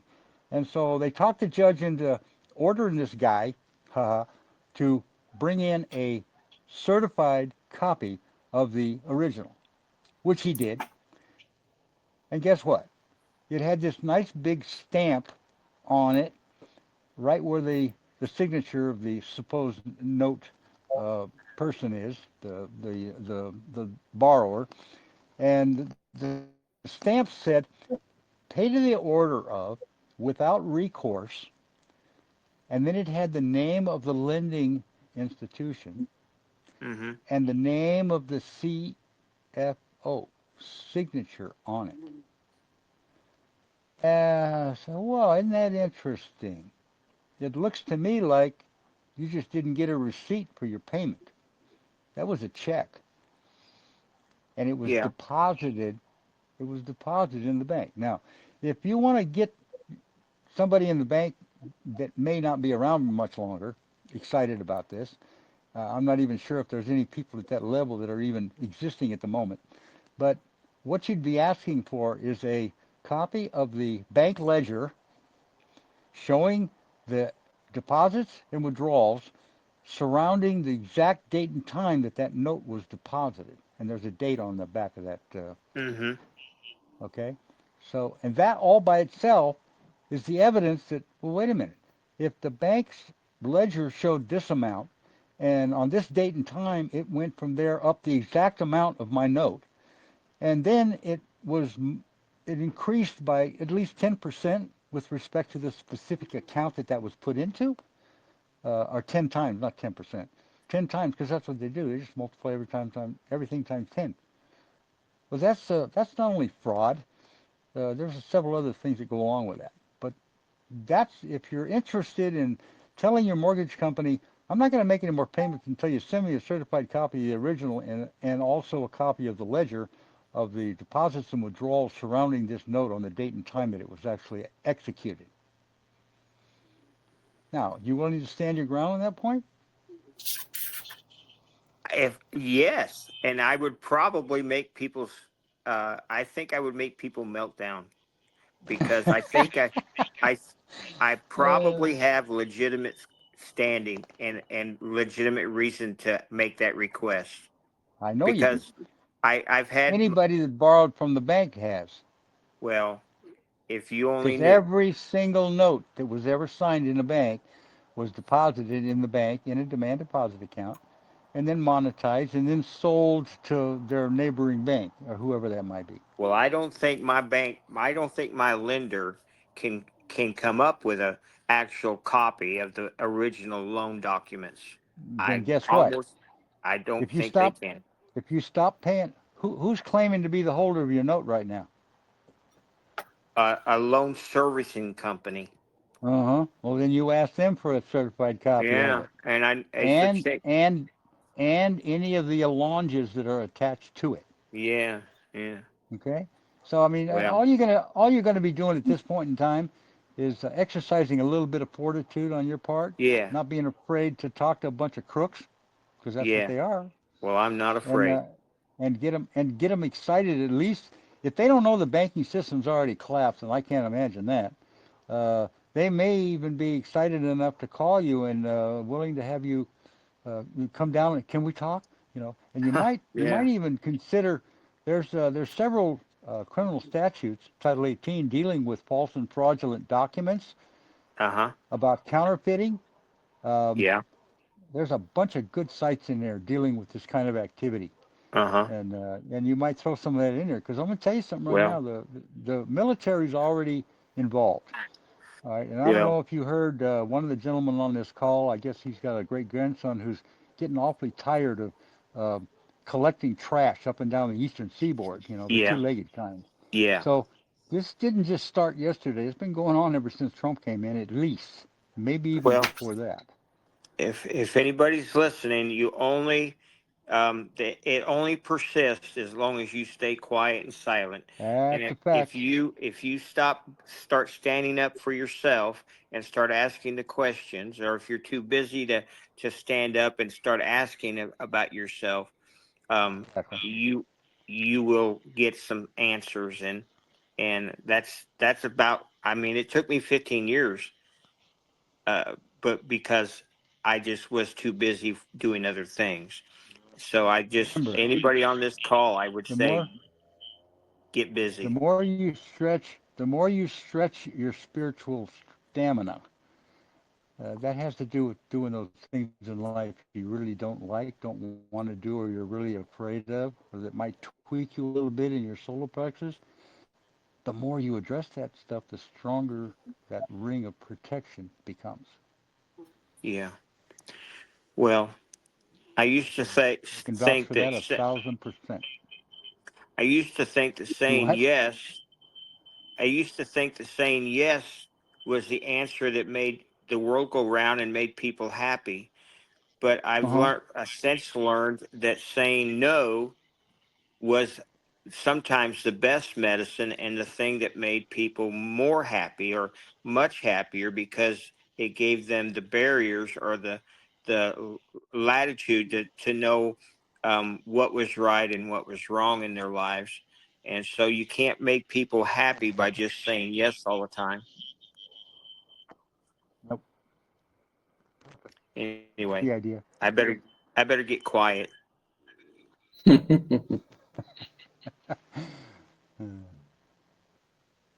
Hey, Mr. Jim, I see you come on. Did you get back? You had your Yeah, little walkabout?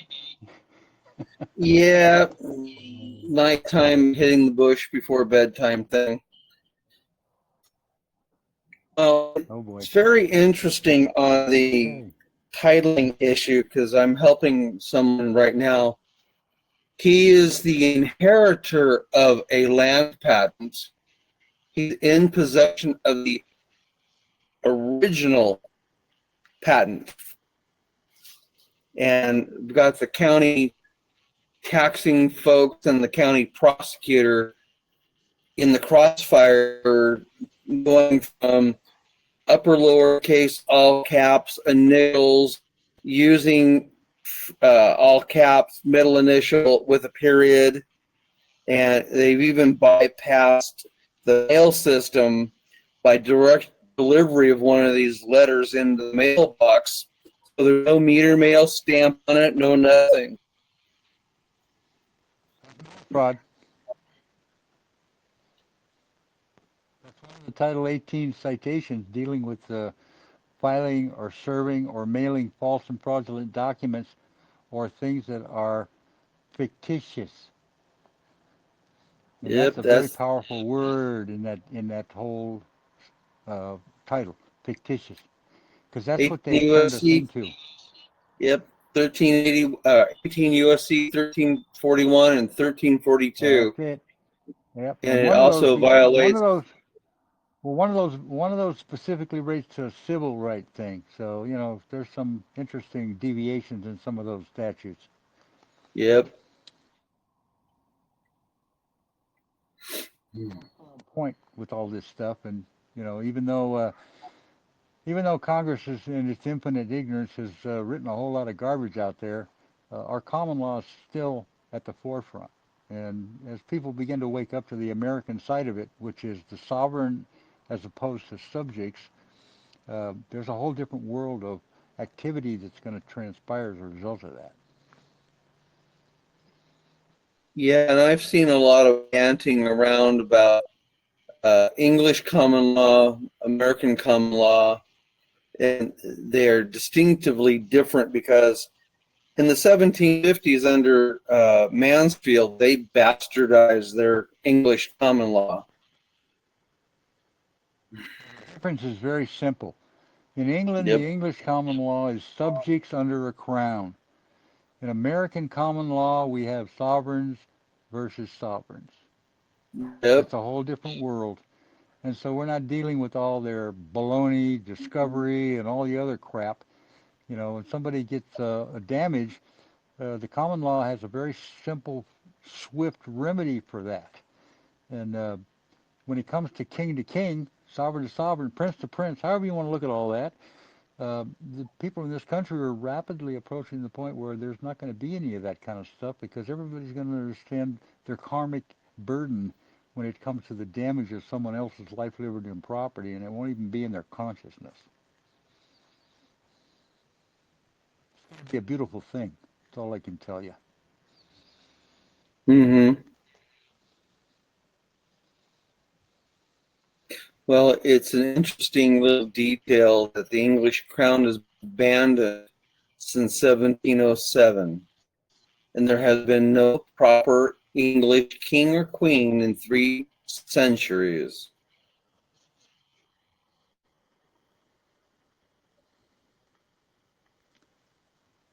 So that brings into the addressment of the Treaty of Peace of 1783, which was negotiated in bad representational faith from a non-existent king. Yeah, a Said fictitious earlier. entity. Yep, we're going to be really examining some historical acts and legislation, treaties, and a whole bunch of relationships. Well, the big question will be addressing any government official, so-called, is why are you here and where's the damage? Show what's me the your authority? contract. Yeah, and show me your authority. So all of these are pieces of our the simpleness of the things that some of the patriots used to do all the time. You know, they got stopped. Where's the body? You know, it's like, of course the cop. Well, there's no body. Then what'd you stop me for? Well, you killed that stop sign back there. I did. Where are the pieces?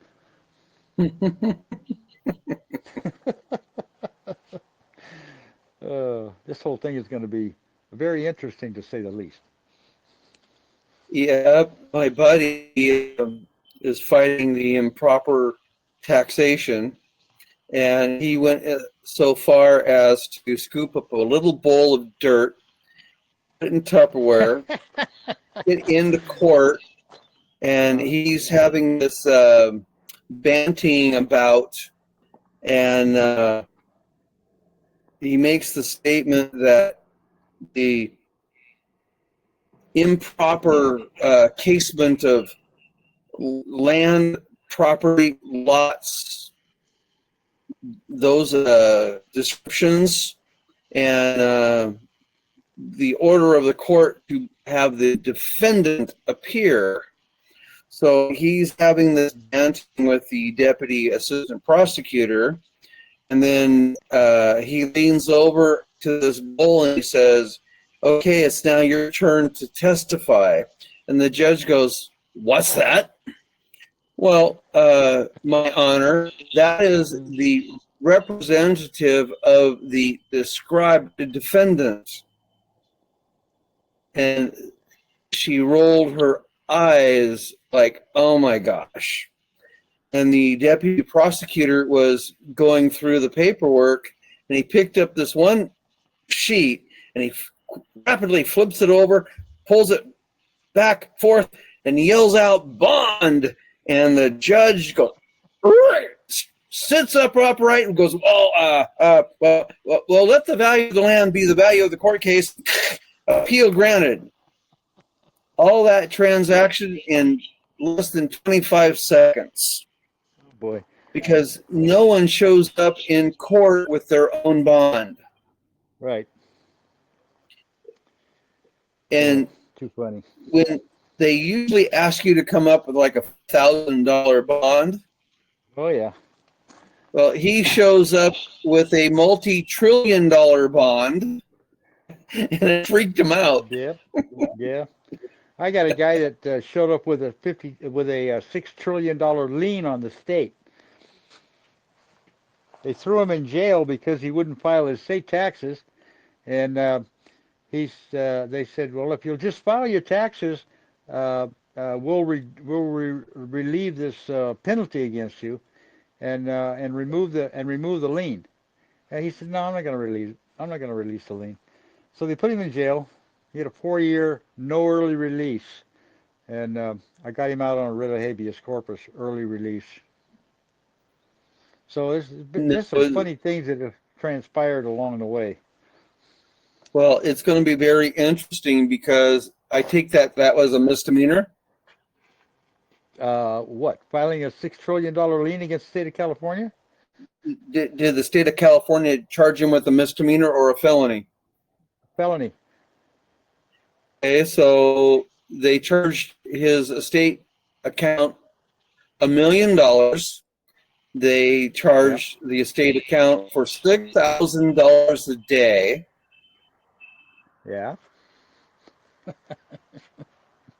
All of it's that all about the money, for you know that.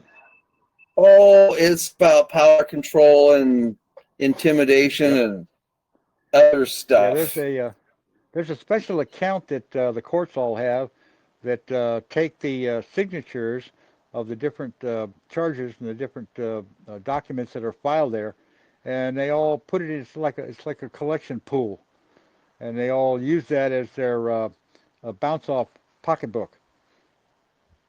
You mean the CREST accounts? That's it. Yep, the registry investment system. Boy, yeah, it's amazing. That's like the what's the annual financial report? Comprehensive Annual Financial Report, CAFR. Yeah. Yeah, state of California had a big one, and one of the senators got up in the middle of one of their hearings when they were talking about where they're going to get money to take care of this budget overrun. And this guy, he pulls this thing out, this record of it, and starts passing copies around to the different people. And the lead of this particular hearing, he says, "What do you think you're doing?" I said, "What do you mean?" He says, "There's more money in this account to take care of the budget times 10." And the guy says, "You put that stuff down, get it out of here, and don't bring it up again. You're going to be in big trouble." Well, he didn't bring it up anymore. But the point is that yeah, there's an account out there, and we were the funders of it through our social. And every Yep. application, every application that you make for water and power, phone systems, or whatever the heck you're doing, they're just they're getting compensated from your applications. And every month's bill is already satisfied. They're paid before you ever even send your payment in, so they're getting double dipping and everything. Yep. And it's like people are coming to the realization of really what the birth certificate is, and that Exactly. it was invested on Wall Street, Uh-huh. and On a banknote bunch of us, paper. well, so when the DTCC gets fully evaporated and everything comes back out of it, all those So market, pardon? we're entitled to the recoupment of all that in the gold and silver ever since the Federal Reserve started stealing it from us. And Right. that's one of the things that's going to take care of all of this the funny money that's supposedly going to be floating around. Because our compensation, if you want to call it that, is all based on the hard money, based on Article 1, Section 10, Clause 1, and they can't get around it if they try to. And all the ones that have been monkeying with that are all either going to Gitmo or they're on their way. Mm-hmm. Earlier, it was asked about moving and sheltering some stuff. Currently at $2,700 an ounce for gold. If you take a look at the traditional ratios of 7 to 1, silver should be floating at about 385, and if it's 15 to 1, it'll be about 170.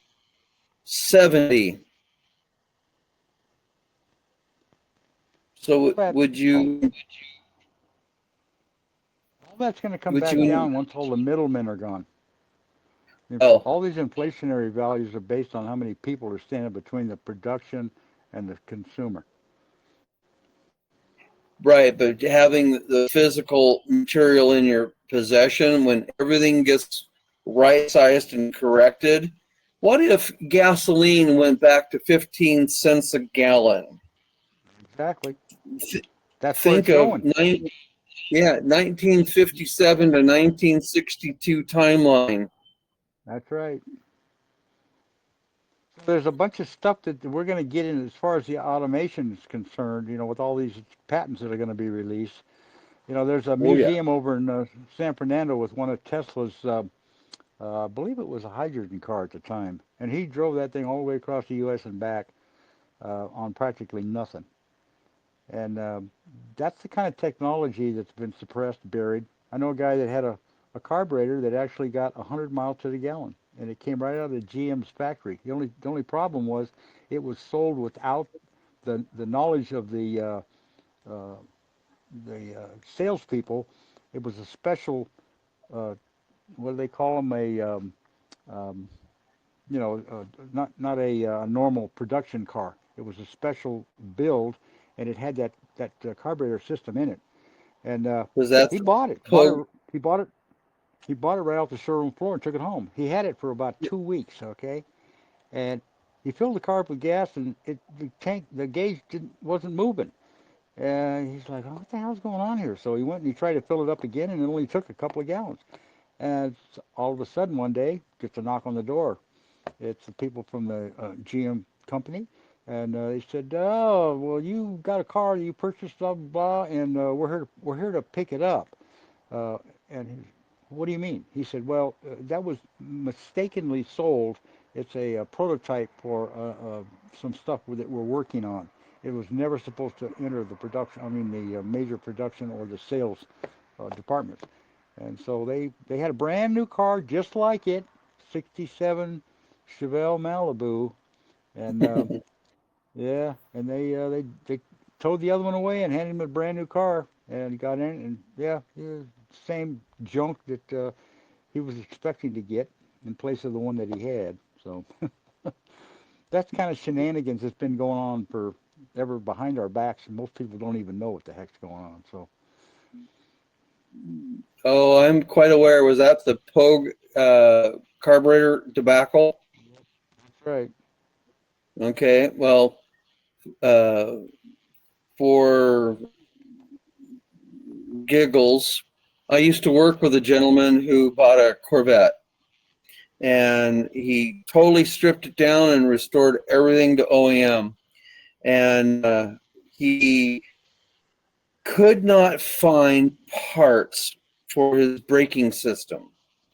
And so he got in contact with Chevrolet, GM, and they sent out a letter to him. Would you please submit pictures of what you're asking about? Well, he ended up with a knock knock on the front door, and it was prototyping braking system Yeah, that was being developed at least 15 years before it hit production. right.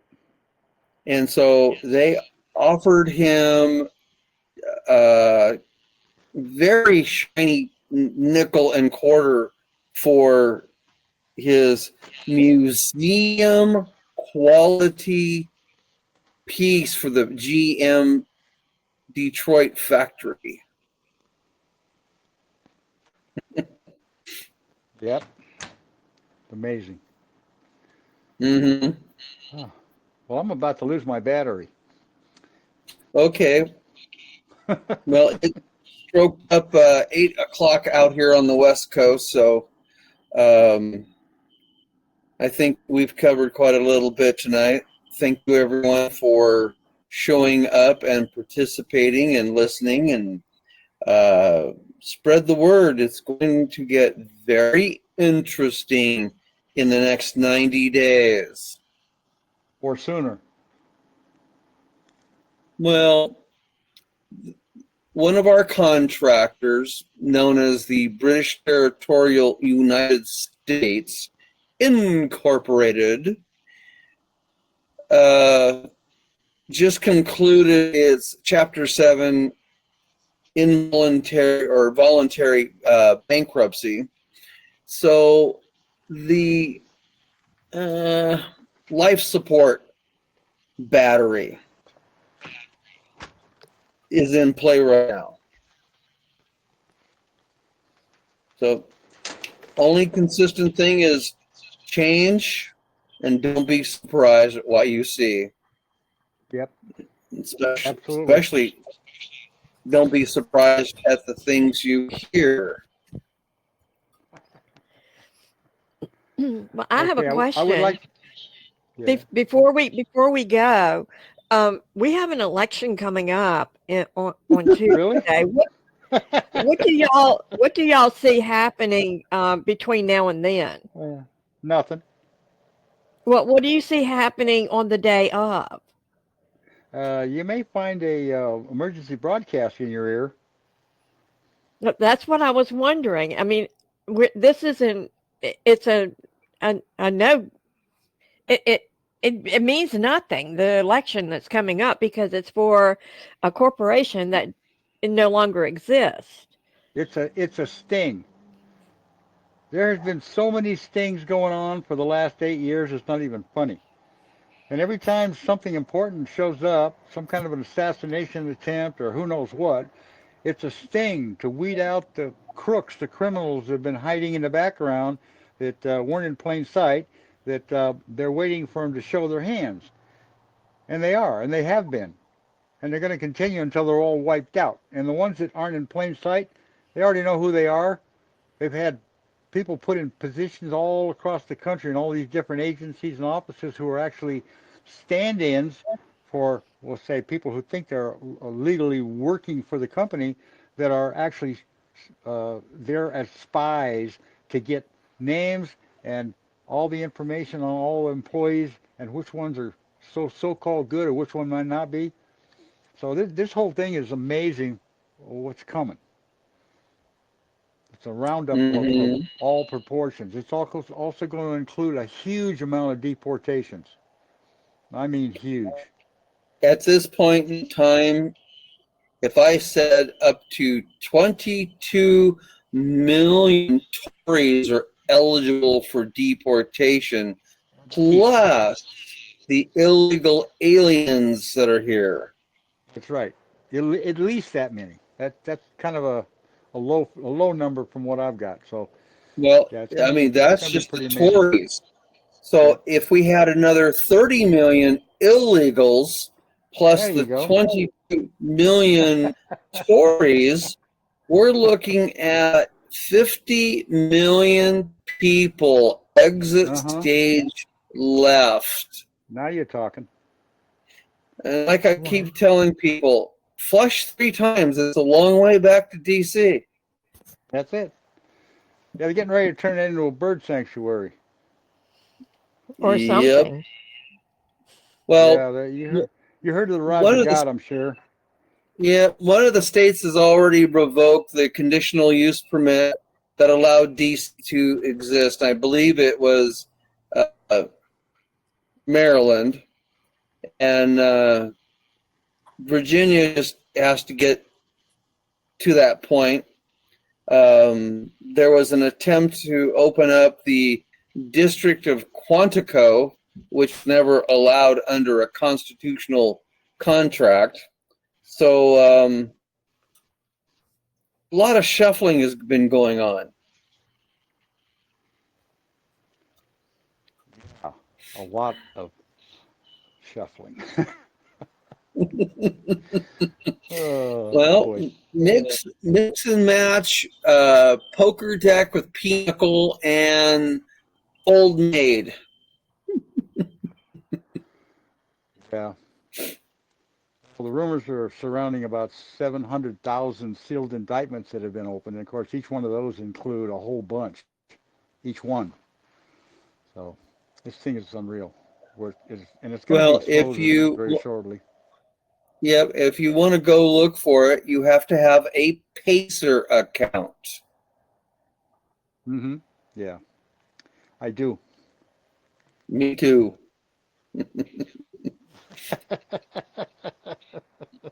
Y'all can share any of that information with us sometime when you find it.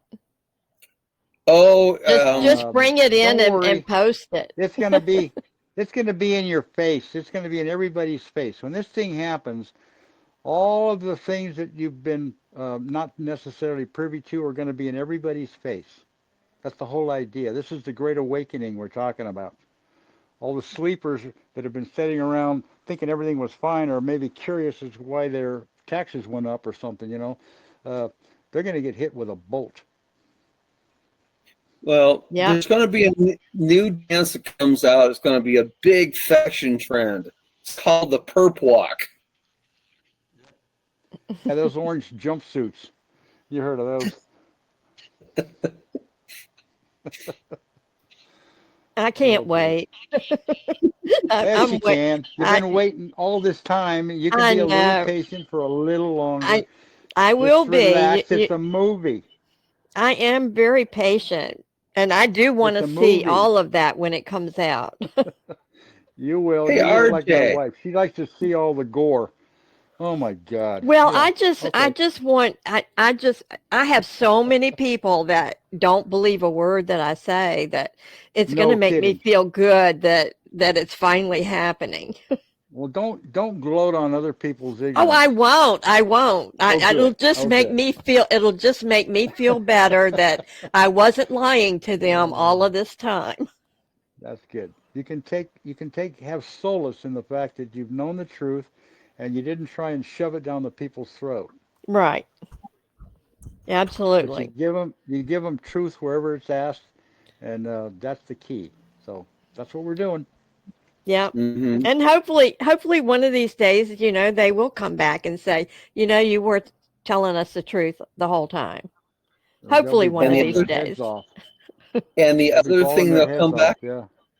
and the other thing they'll come back, how much of this did you know back then? Yeah. A Well. lot. Oh well. Oh boy.